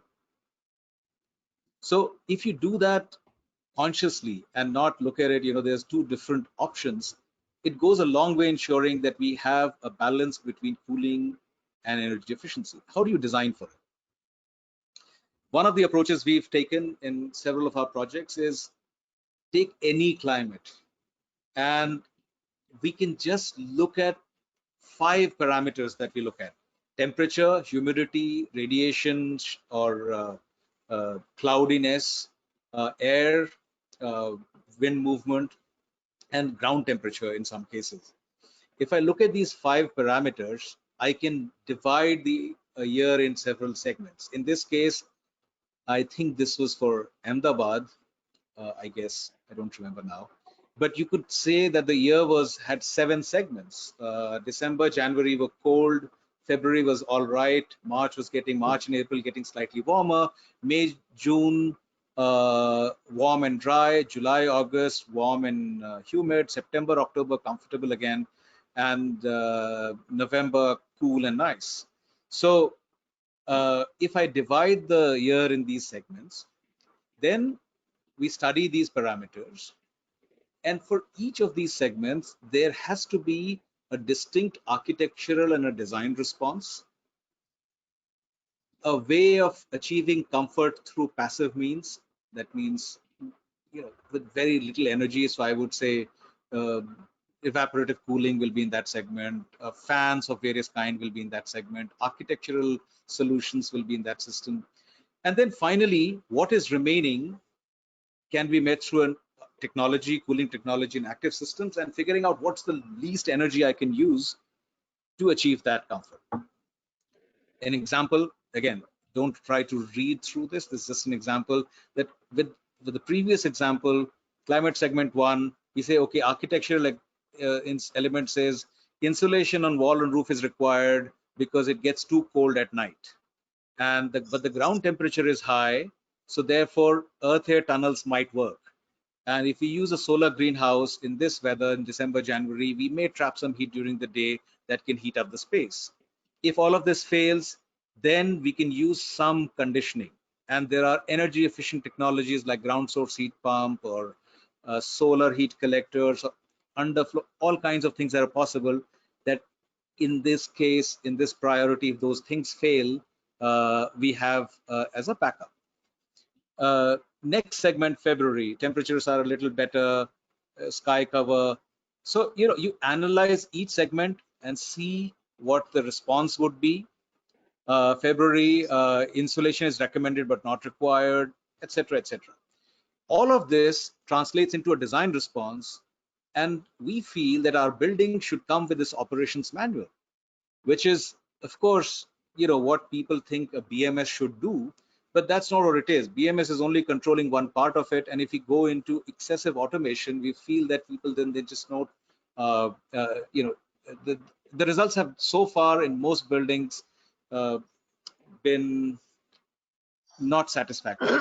So in the future, there will be an opportunity where a situation where everything is automated and working perfectly. But in a way, when you hand over a building or when you take over a building, it needs to come with an operations manual that how do I operate this building and not just the air conditioning system to meet this intent of the design and to be comfortable through the year.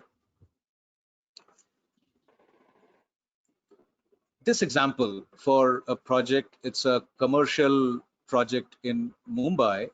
We looked at actual weather data. We said, okay, the highest maximum temperature in 50 years was 42.4, 20 years was this, and 10 years is this. Highest annual expected in a typical design year is 38 degrees.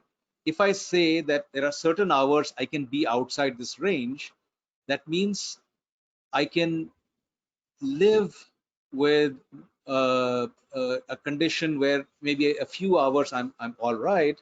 Then I have the worst case condition in March where my outside temperature is 37.2 and the wet bulb is 21.6, or in monsoon where it's quite humid, where the dry bulb is low but the wet bulb is extremely high. That means it's very humid.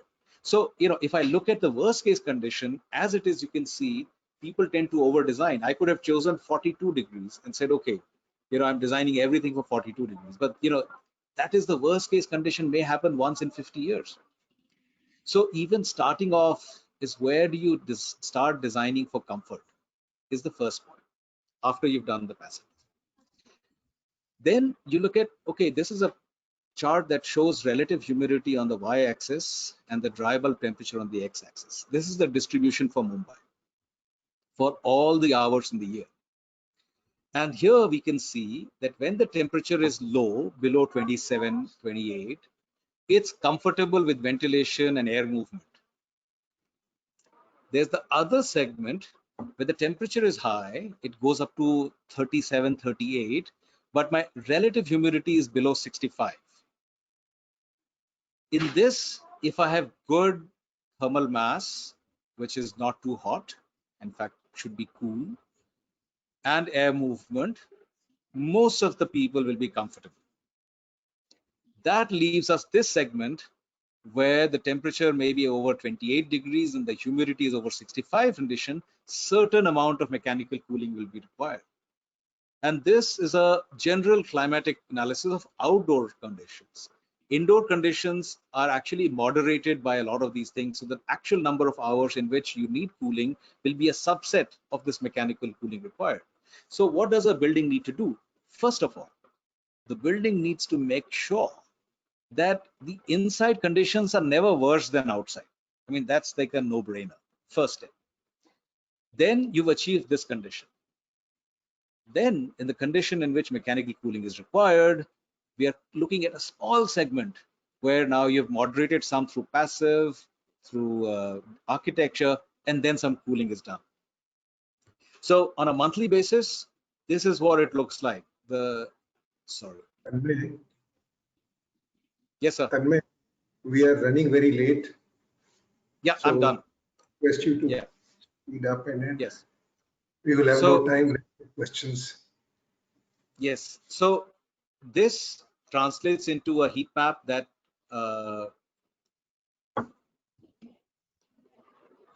yeah, where you can plot these things and see what strategies would work and what the energy impact of those would be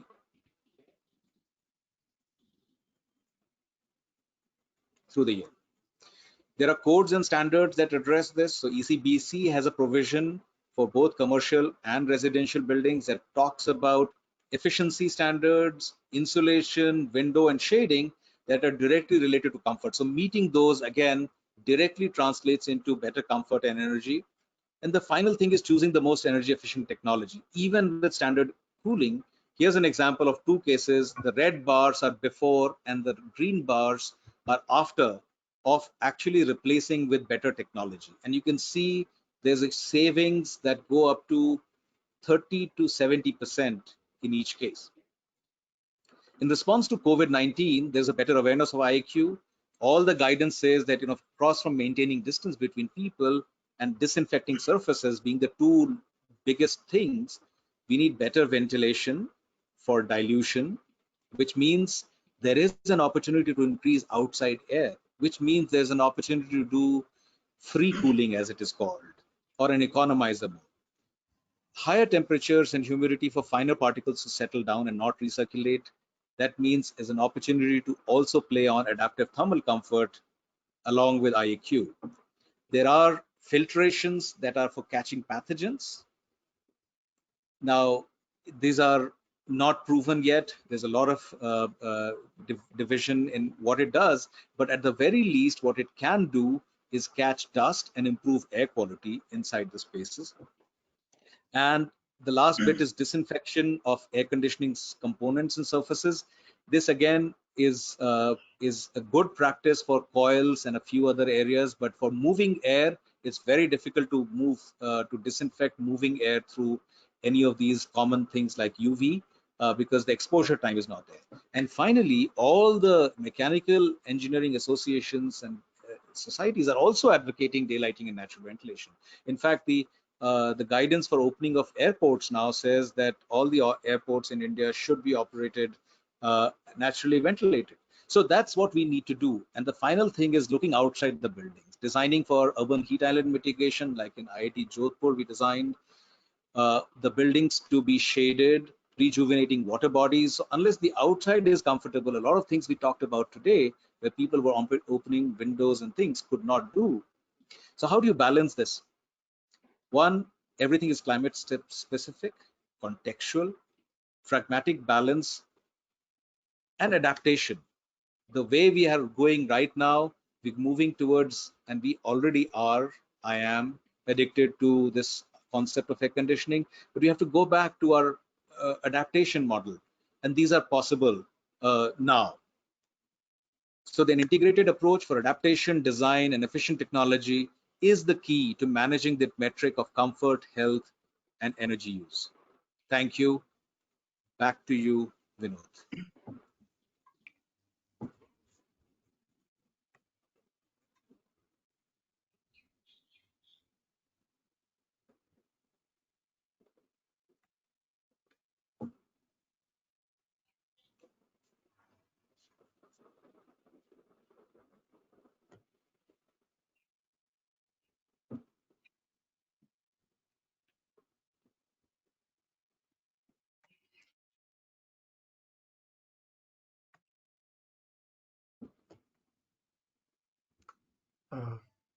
Namaskar. Okay, sorry, Basically, Mr. Bodgil, yes. am I audible? Yes. Yes, you are.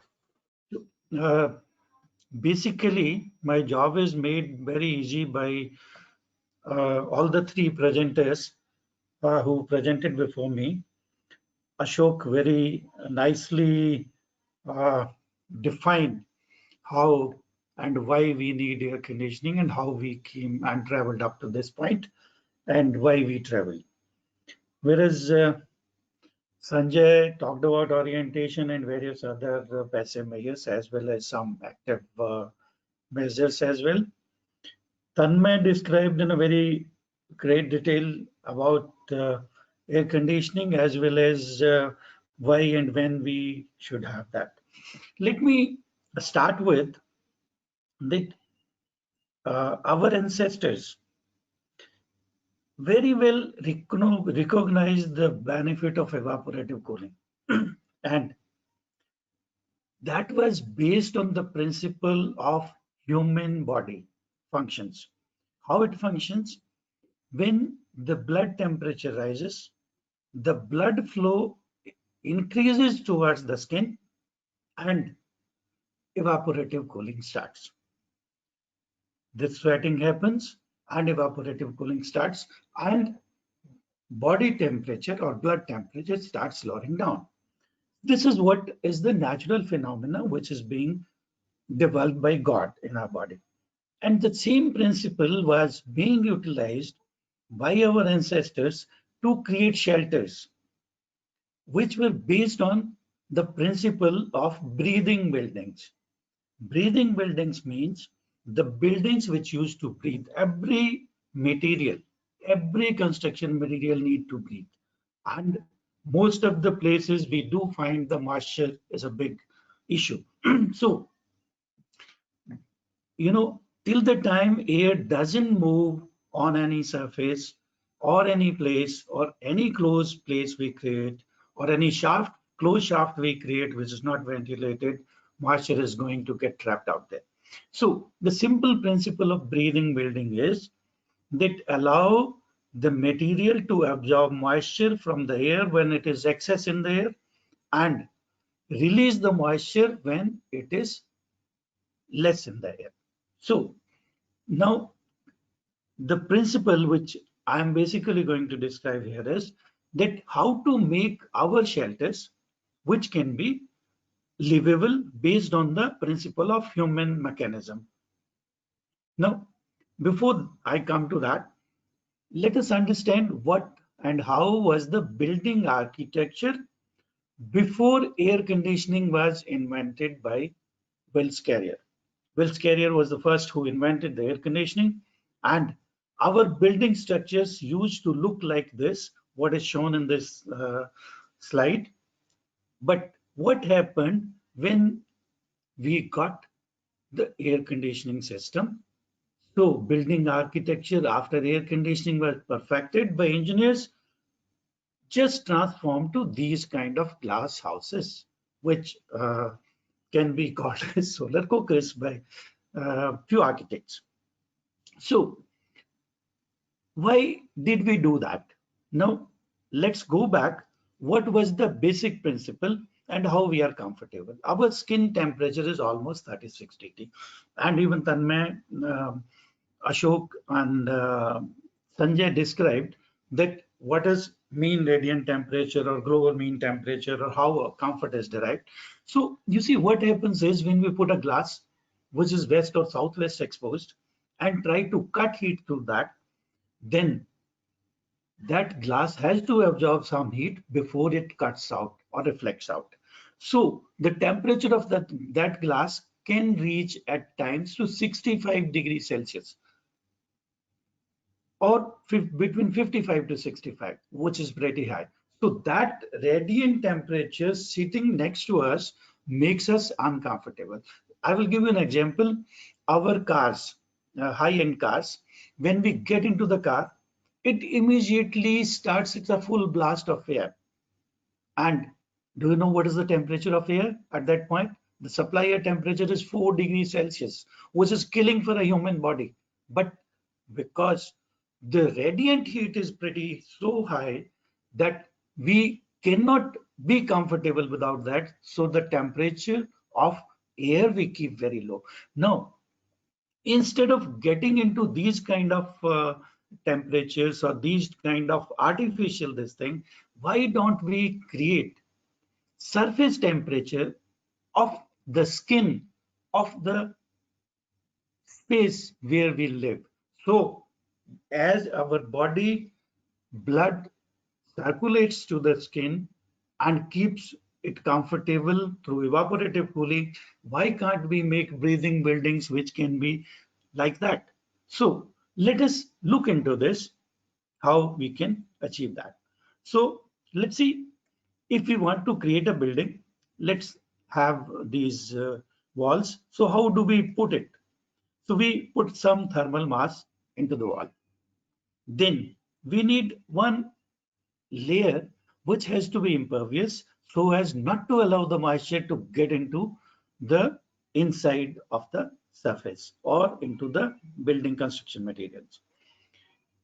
Then what we do is we put some hygroscopic material which can take some kind of moisture, breathing material, which can take moisture when moisture content in the air, ambient air is high, and release that moisture. So what will happen, that this will try to keep to the wet world temperature.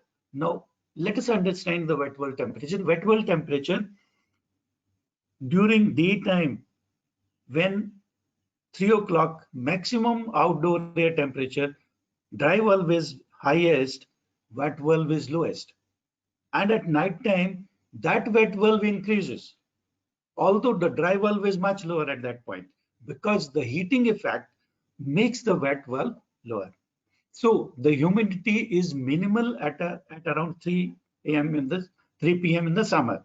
So this is the principle on which we should basically utilize this. Now, in addition to that, what we can do is we can add certain bodies, water bodies, and some greenery on the northern side to pick the air from the north, which is much cooler, because already Sanjay explained that, so I will not go into that details because of paucity of time.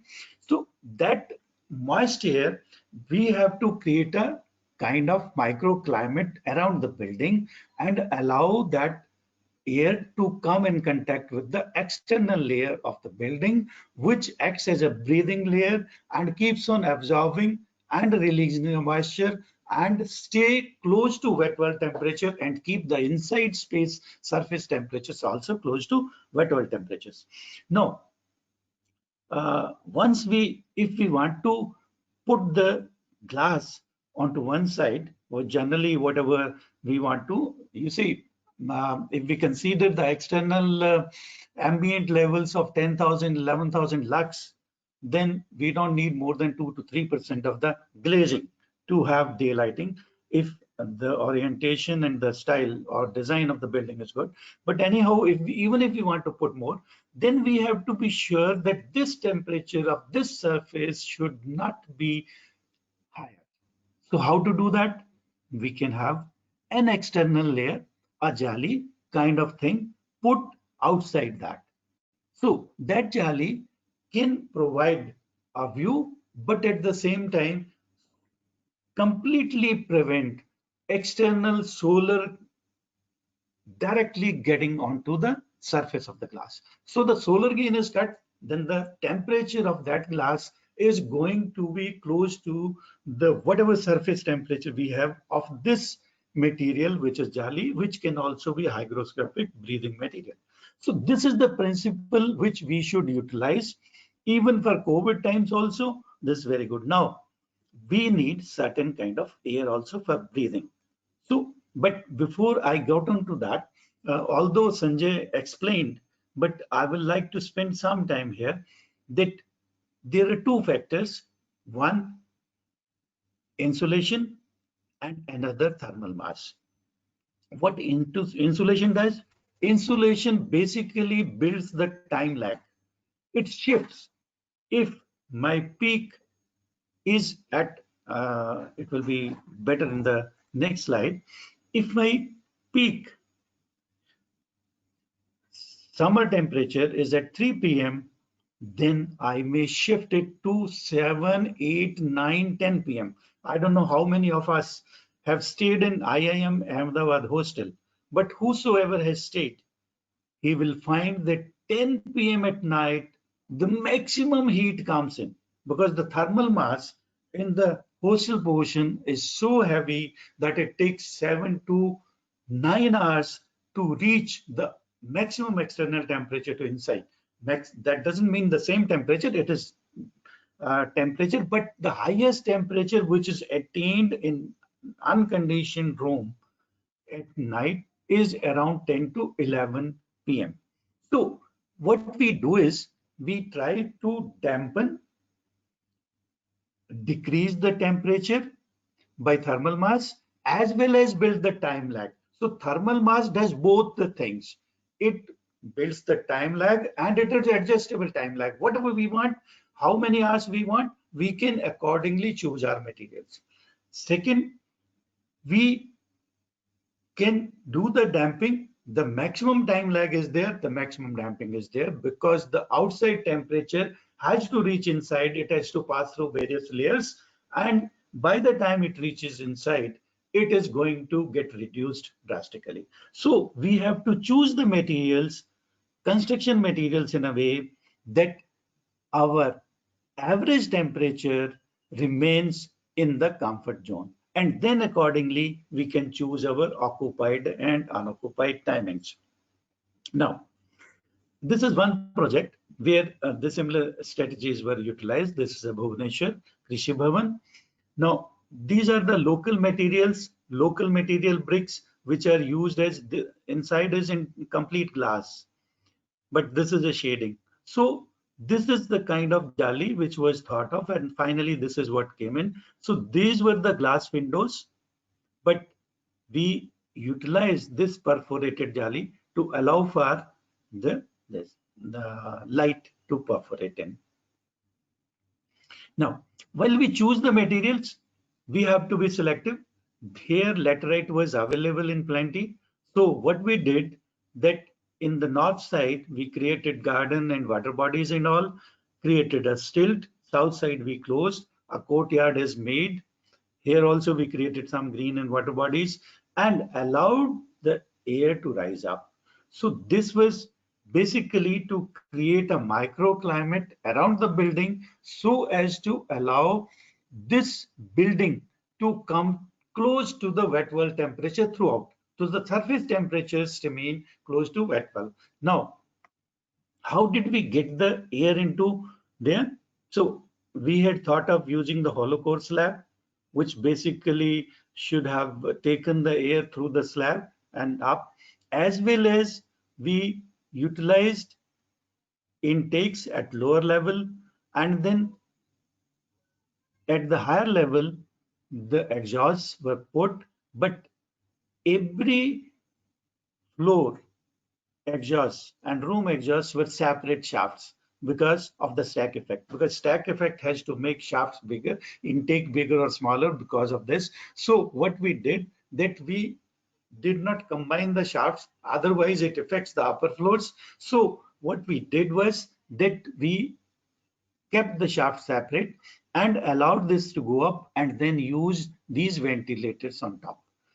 Now, these were kind of sensors which were used. I will just, sorry. These were the sensors which were used. So this was the intake louver, a filter at the back, and then actuator and damper. Now this actuator is controlled by this temperature sensor, which is an ambient temperature sensor, and based on this, it takes reference from the inside global mean temperature, mean radiant temperature of the space, and based on this difference, it decides how much to open. At night time, mostly it opens 100%, and during daytime, it comes to certain percentage where we can have CO2 level maintained at that point. So this is how it is done. And then this is the external grill, and then the fan up. Now, uh, see,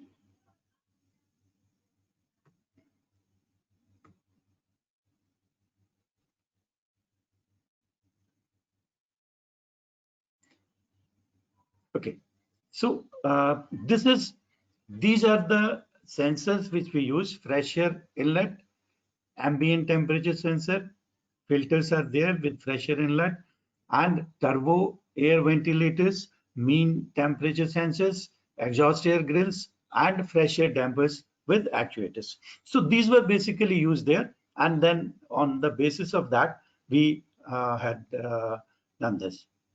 Now, one another thing which is a kind of exhaust based on stack effect can be used as a solar chimney, and no need to have any kind of fans. This, because of the heat and stack effect gets created because of the thermal differences, temperature differences, it automatically gets pumped up.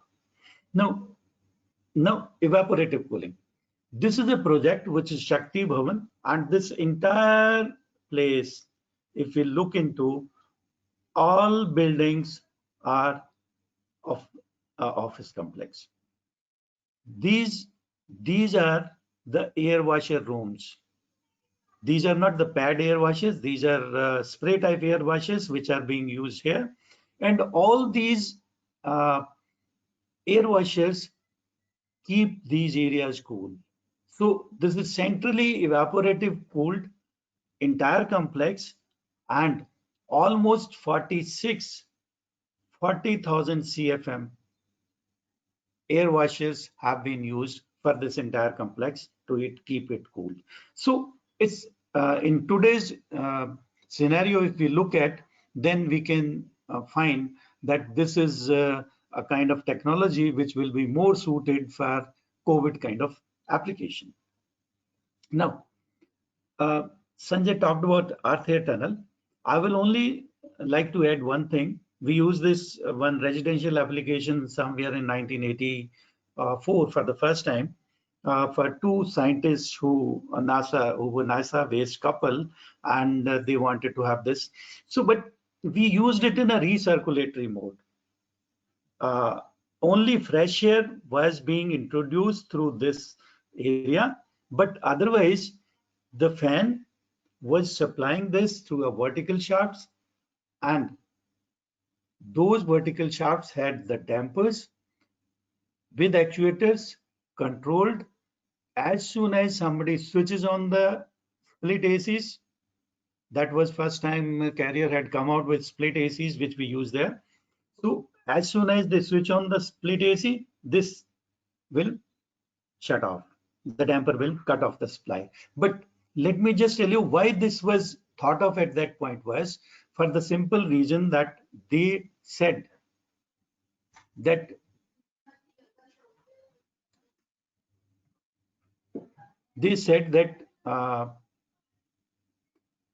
they want to have comfortable temperature throughout the house. So that's how we designed this. And then once we checked, they said we can basically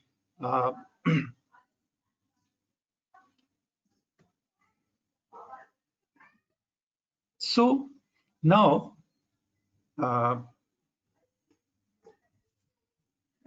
when we come to the air conditioning systems, how can we save energy into air conditioning systems? See, air conditioning systems consume energy, that all of us know. But if we look into the chillers, already ECBCs, Tanmay described, that takes care, even pumps, cooling towers, and all those equipments which consume energy. The limitations, efficiencies, and COPs have been specified. But air fan system efficiency has not been covered under that, because that is left to the system designer, and system designer can use. Now, because the air handling units fans keep on running throughout and mostly at constant speed, because of the requirement whether we need 2% cooling or 20% cooling, even if we use VAV fans, we have to do this. So what kind of technologies can be utilized there to reduce this portion of 31%?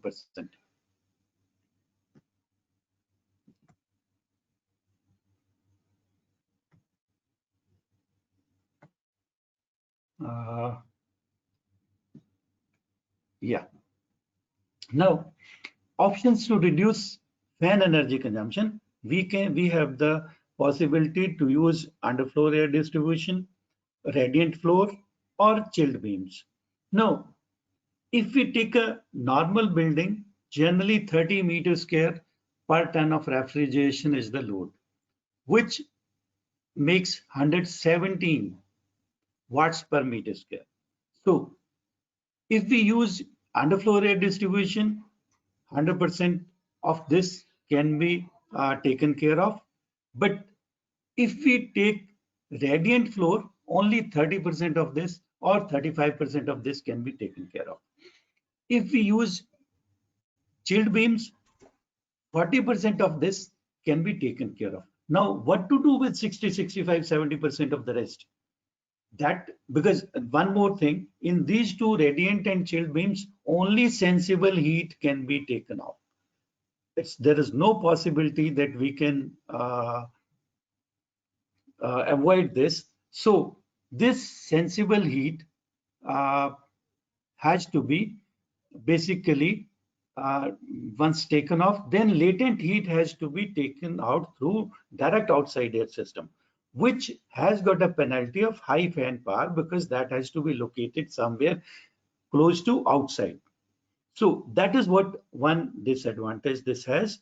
And let's take what is underfloor air distribution system and how it works. So we supply the air through the false floor, which is underfloor supply plenum, and then there are grills or diffusers which release the air at a very low velocity, and then we use this portion as mixed zone. Here the air mixing takes place, air is left at the bottom level, and then it rises with the heat source. So whether human or occupant, computer or anything, that allows this to rise. So what happens is, wherever they get heat source, from there the air starts rising up, because warm air tends to go up and then it goes up. And this becomes then the stratified zone, where there is air movement is only because of the heat sources. So this is how underfloor air distribution utilized. This utilized low fan power because this plenum, which is underfloor supply plenum, uses very low fan static pressure. That because air velocities are very high, so they need lot more power to compensate for the friction losses. Here we use very low fan power. Now, radiant floor and ceiling with direct outside air system, these are, as I already explained, if we use both ceiling and floor, then we are able to get it to 65%. But here, if we go to 50 meters square per TR, we have to design the building in a manner that it has to be highly efficient.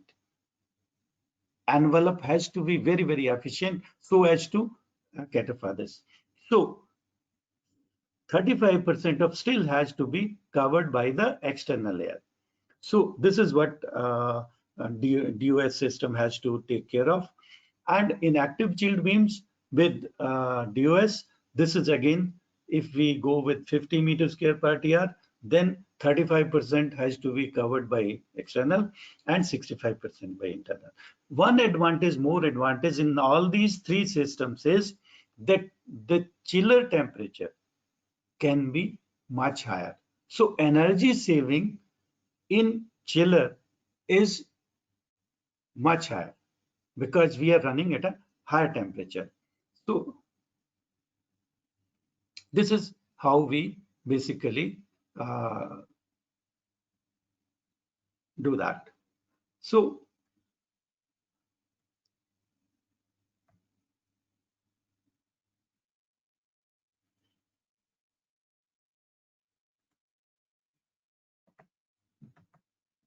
now only one slide is left. This is basically the concrete cooling with hollow core slab. So what happens here is that we supply the air through these cavities and cool the slab as well as supply some pressure, whatever is required for or to compensate for the latent heat, removal of latent heat. This is the system which is used. This is also basically avoids any kind of all these systems have got high inertia and they don't allow much of the temperature variations. So temperatures are quite stable in these. Thank you. I will hand over to Vinod. Thank you, Gyan. We have kind of overrun time, but I think it's nice that everyone was able to have his or her say fully.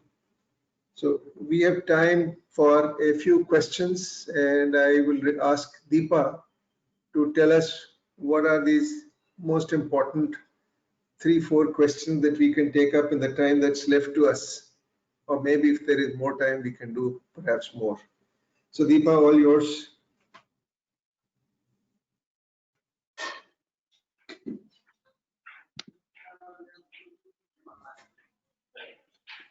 Sure, we have a lot of questions actually. So let's get started with it right away. First question is, most passive ventilation measures like earth berms, wind tunnels, etc. are talked about for dry, arid climates. What are the passive ventilation measures which can be used in hot and humid climates?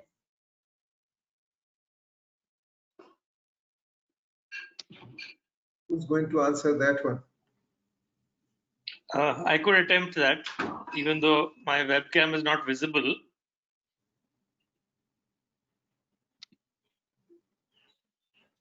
Yeah. See, it's surprising that this question is asked because in a warmer, humid climate, ventilation is the common strategy for passive cooling anyway. This is why most of Goa's houses, barring the 5-star hotels, don't actually have air conditioning but are designed to be very well ventilated. This is also why so many buildings in the south happily manage without air conditioning. So I think generally the stress has been on ventilation. Yes, it's true that if you want to reduce humidity, there is very little choice but to go for some kind of a mechanical system. But the reduction of humidity, as Tanmay also showed in one of his graphs for Bombay, is not required all the time. Our problem is that we end up setting up an air conditioning system, and then because it can also work in the lower humidity times, we just end up using it at those times. So that's really the greater problem, not so much the fact that these passive ventilation measures are applicable for warm, dry periods only, hot, dry periods only. Okay, Deepa, next question. Right. Next question, yes. How effective is natural ventilation for high-rise buildings? At what point do we consider natural ventilation disruptive in that case for a very high-rise building? Anma, you want to take that one? Again? Yeah, Deepak, can you repeat the question? Yes, sure. The question is, how effective is natural ventilation for high-rise buildings? And at what point do we consider natural ventilation disruptive in that case? See, as far as natural ventilation is concerned, till the time you are able to manage or create comfort through passive measures by using various kind of techniques, passive techniques, as well as shading, orientation, thermal mass, and all those technologies. Plus, you are able to create that kind of effect. It is not that it is not done. Even if we go to various Western or South France or Switzerland areas, you will find that buildings are designed with natural ventilation. Even if we look into the federal building of US, which is a breathing building, that is also naturally ventilated. So naturally ventilated building, high-rise buildings do not have any kind of restrictions with regard to natural ventilation.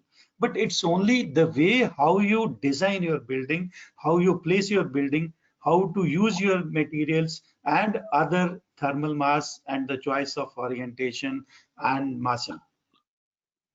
I think it probably has, sorry, Tanmay, go ahead. Tanmay, go ahead.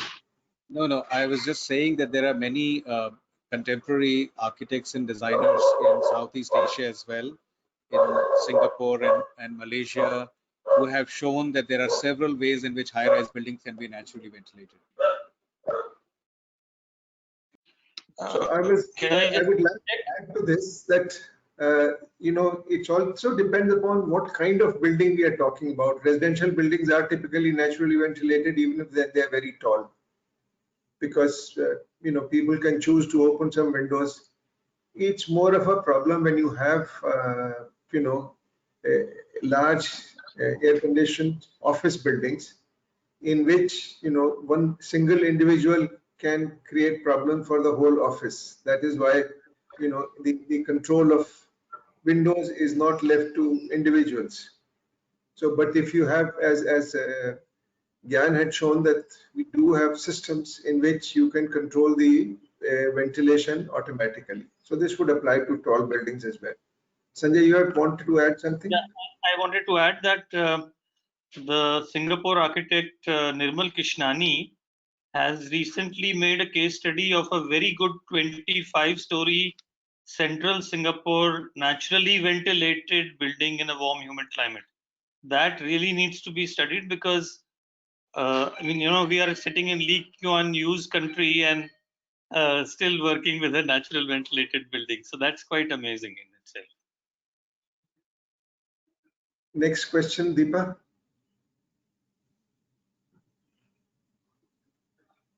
Right. Next question is, how much does mechanical automation of architectural features for passive design compare to the energy consumption of HVAC?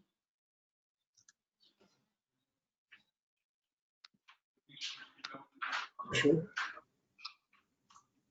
Not very well understood. Can I read that again? Yeah.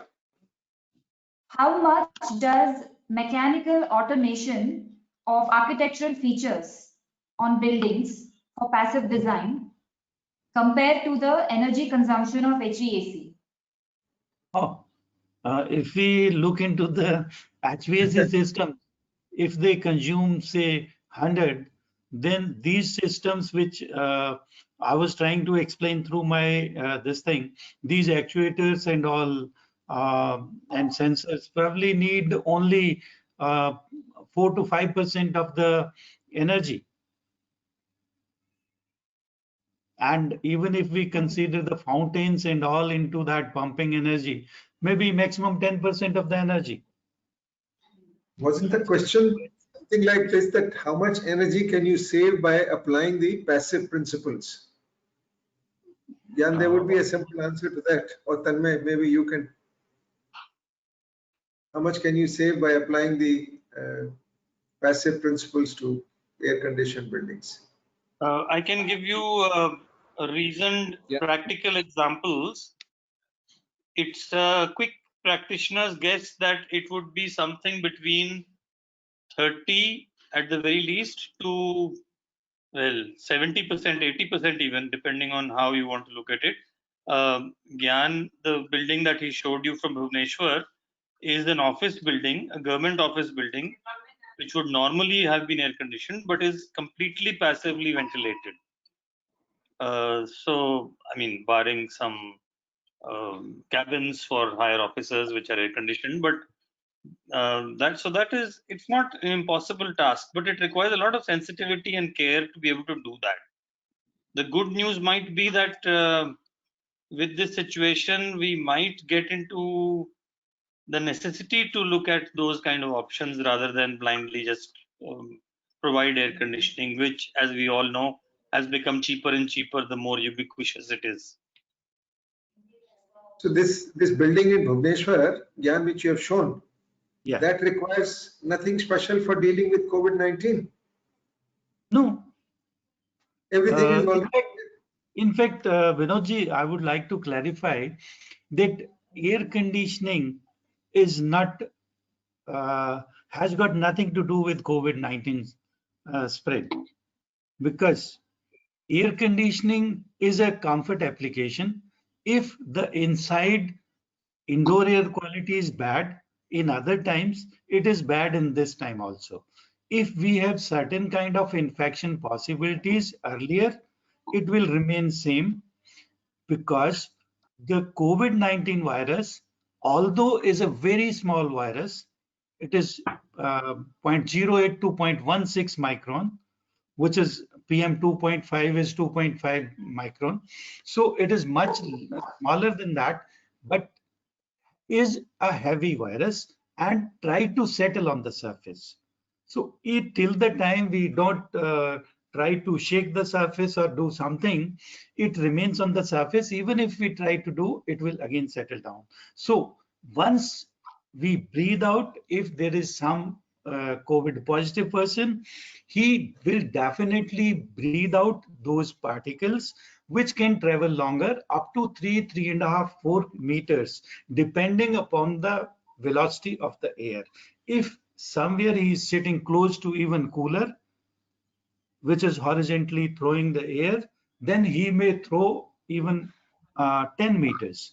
But if we take air conditioning, except for velocity wise, I don't think anything will come back into the return air, because up till now, nowhere in any of the scientific findings or studies or CDC recommendations or WHO recommendations, nothing, nowhere it has been proven that it is airborne, except for in hospital applications, that too when the patient frequency was at peak. But when it got to normal situation, there also it was found that it got kind of subsidized. So it's not that COVID-19 basically air conditioning, it's a fear which has created. But as Tanmay tried to describe, air conditioning is basically created by us, and we are the culprit to create that kind of indoor air quality which we call bad. If we naturally ventilate our building, if we kind of create some kind of thermal comfort through passive means, then we need not to worry about that. Bastu or our ancestors used to say, wherever light, sun, and air can reach, no virus or no bacteria can stay. So this is the principle of this. Okay, Deepa, next question. There is a connecting question with this. For dynamic facades with movable shading elements, how beneficial would the system be to provide comfort versus the energy it takes to operate these systems? I don't think we have discussed any of these moving facades in this this webinar. So maybe we can move on to the next question. Okay. Gyan, you want to answer that? He already answered it, that it's basically not more than 5 to 10% overall compared to air conditioned buildings. Especially if you want to move it slowly, which is all you need actually. If you want to move it very rapidly, which is unusual, then of course it would be more than 10%, but it's very little. Actuators are basically very low energy consumption, and we can't move it fast. Otherwise, this is not something rapid with regard to air conditioning that we pump in air or we reduce the air quantity. This is something which is naturally, we are taking advantage of night bursts, we are taking advantage of night cooling, or we are reducing this during daytime. So it is only automatically, it is happening at a very low speed. Yeah. Next question, please. Next question. Yeah. Could you throw some light on passive cooling techniques as a retrofit method for existing buildings? That is case to case based. It can't be generalized. Okay. Next. Next question.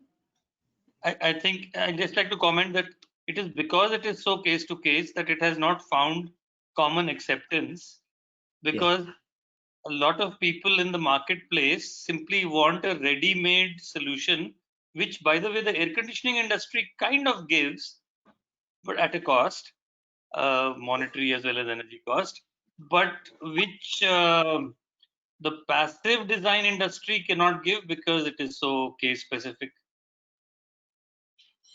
I would like to just comment on that. If you don't look at passive cooling techniques, but if you look at passive techniques to improve the performance of the external envelope of the building, there's a very strong case for retrofit, for controlling insulation of direct and indirect radiation onto the glass, reducing the amount of glass, and adding insulation to the building envelope. You can improve the demand for air conditioning because of the reduction in heat influx from the outside by dealing with the external envelope. And this is one thing which has really not taken off, but is a big potential of all many existing buildings that can be improved. I would agree with that. Next question. Right. Next question. Can you give some examples of hygroscopic materials? Laterite is one, earth is, soil is one. There are various materials which are basically even there is a artificial materials which are being produced based on this, which has got 3 layers, which I described, that one impervious layer and then one hygroscopic material. They get some kind of sand and salt mix materials they are trying to use to impregnate onto the outer surface and make it hygroscopic, which tend to take moisture during excess humidity periods. But everything from earth blocks to a regular brick are highly hygroscopic if they're used properly.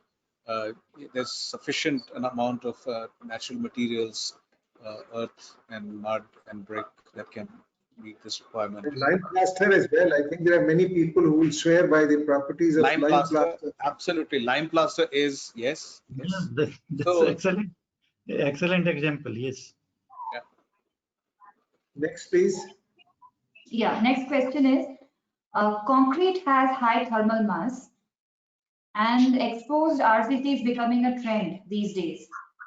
Could you please throw some light on its characteristics and functioning in a hot and dry and hot and humid climate? See, the concrete cooling is another way of thermal storage. If we look into on the national level, if we go into that, then the grid power peak shaving can be easily done. But this has to be on an integrated approach through government mechanism, political will, as well as the industry, which wants to transform towards that. But unfortunately, there are various factors which are greed to political related, which do not allow this to happen. So I would like to stop here only. But otherwise, concrete cooling has got a potential, and it can store energy and has been utilized even in Gulf areas. I think the question has something to do with the use of exposed concrete as a walling material on the outer faces of buildings. And the problem often is that because you want to see the exposed concrete, you don't insulate it from the outside. And so you have a thermal mass which heats up a lot and very comparatively high thermal conductivity also. So without insulation on the outside, for the sake of seeing the concrete, you are actually inviting the heat in. If you can use it as a big thermal store, but have heavy insulation on the inside, maybe then you've got a solution. But if you're simply thinking that concrete is doing some magic, it's not. It's much worse than a 9-inch brick wall. Yeah. Next question, please. Next question. In what ways will post-COVID-19 scenario bring about a paradigm shift in the design and overall work culture and challenge this typological norm? I think that this was the question that I had said in my introduction that we would not like to take up, because there are many experts on this. Okay. I would like to just say one thing about this, that the problem of COVID or the spread of infection is closely related to high density, a lot of people living in close proximity, working in close proximity. It is also related to the problem of enclosed spaces with trapped air, where you can where you cannot dilute the infection by using fresh air, and you have to necessarily recirculate the air for the sake of keeping the dirty air out. So big implication to my mind is giving up the idea of the big, heavily developed, high density city form to move to a more sparsely dense or sparsely developed, a relatively low density city form, with which then generates its own microclimate and can then, like the campus design that we saw in Sanjay's presentation at the beginning. That's the indication for the future. That's a big implication on the whole principle or the pursuit of urbanization and the planning of urban development. That's a big implication that can be taken into account here. But what are we going to do with all the existing building stock that we have? It's not just with COVID-19. I think that there is a very large amount of building stock that doesn't meet basic codes as far as ventilation and lighting are concerned. So, Yeah. and so I just wanted to chip in, that, to answer that question you said, we can't really say where it goes and what is the solution. But I just needed to want to express that there is a very clear danger of this taking things in the opposite direction. Because if I look at all the guidance, and if someone were to interpret it literally without applying mind, you would have offices and spaces where there is more built up area per person. So you say now for a 1,000-person office, I need twice as much area. It may mean that I am doing designs for air conditioning systems that are now using 100% air conditioning. In fact, this came to us from a query that can we now switch our air conditioning to 100% outside air system, which is great. But if you're treating it like a conventional air conditioning system, then you're increasing your energy use for cooling by multiple times.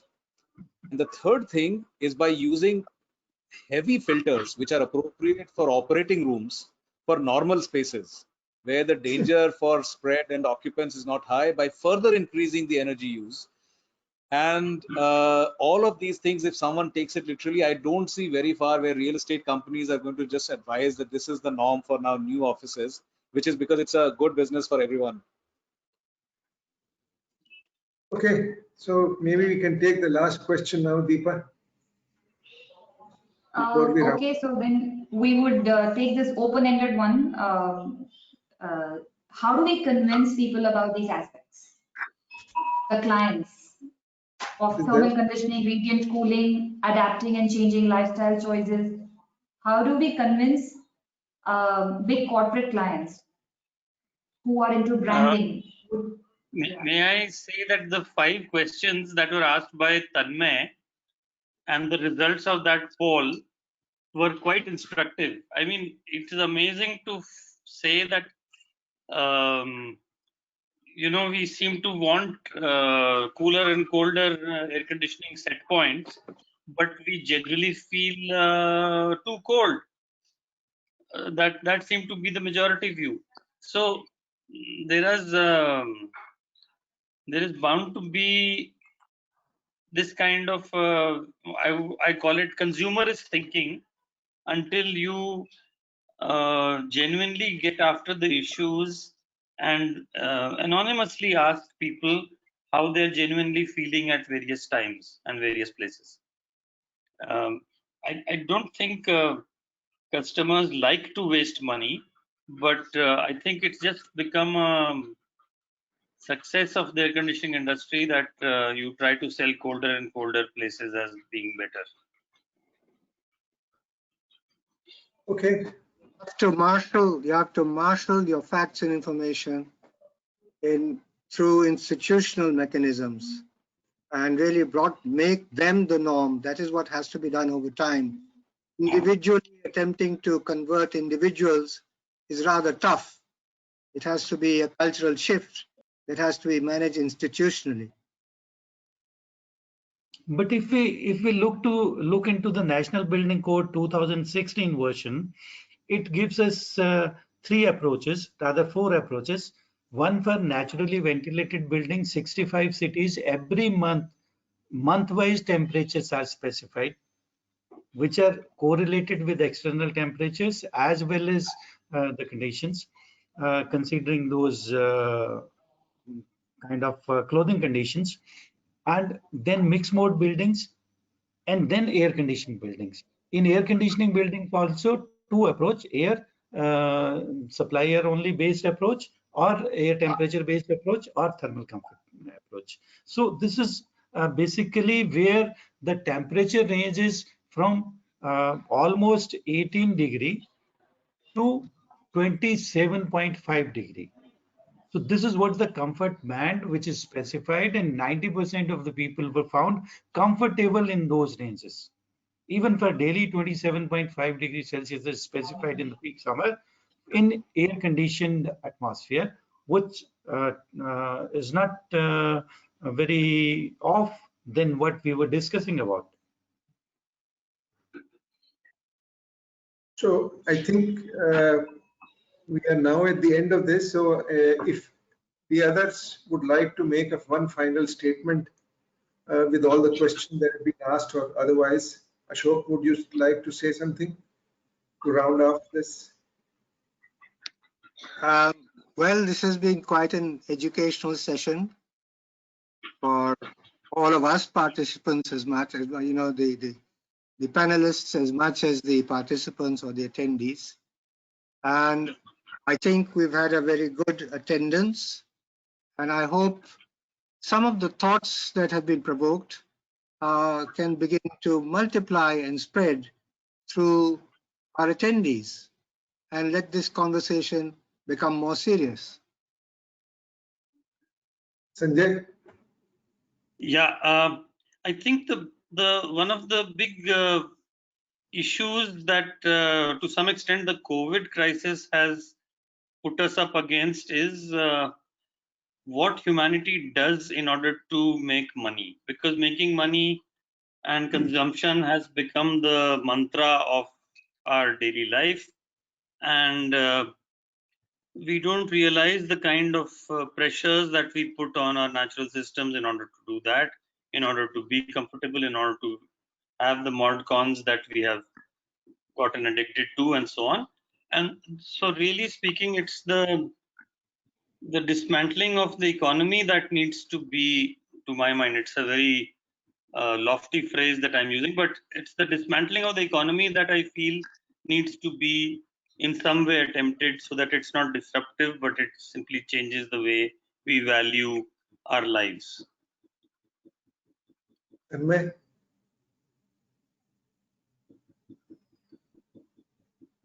I feel that our design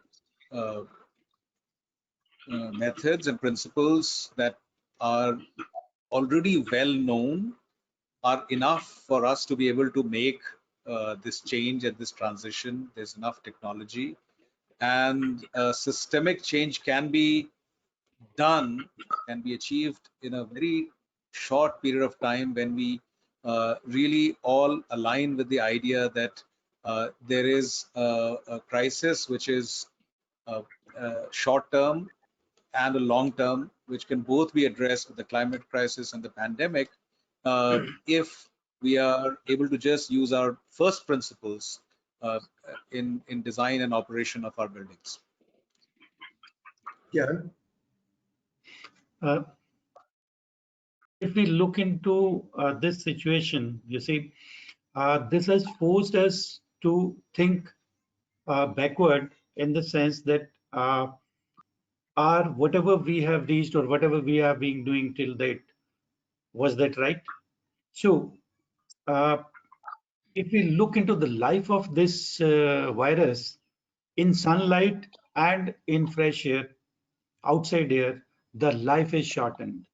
So what is basically killing this virus is outside air, or the elements which are there in the air, which are naturally created by God, in the sense that hydrogen peroxide or ozone, which are considered as uh, cleaning agents by nature and remain in controlled kind of parameters, so that it does not harmful, which had been started utilizing by the human greed for internal purpose without any control, can be harmful.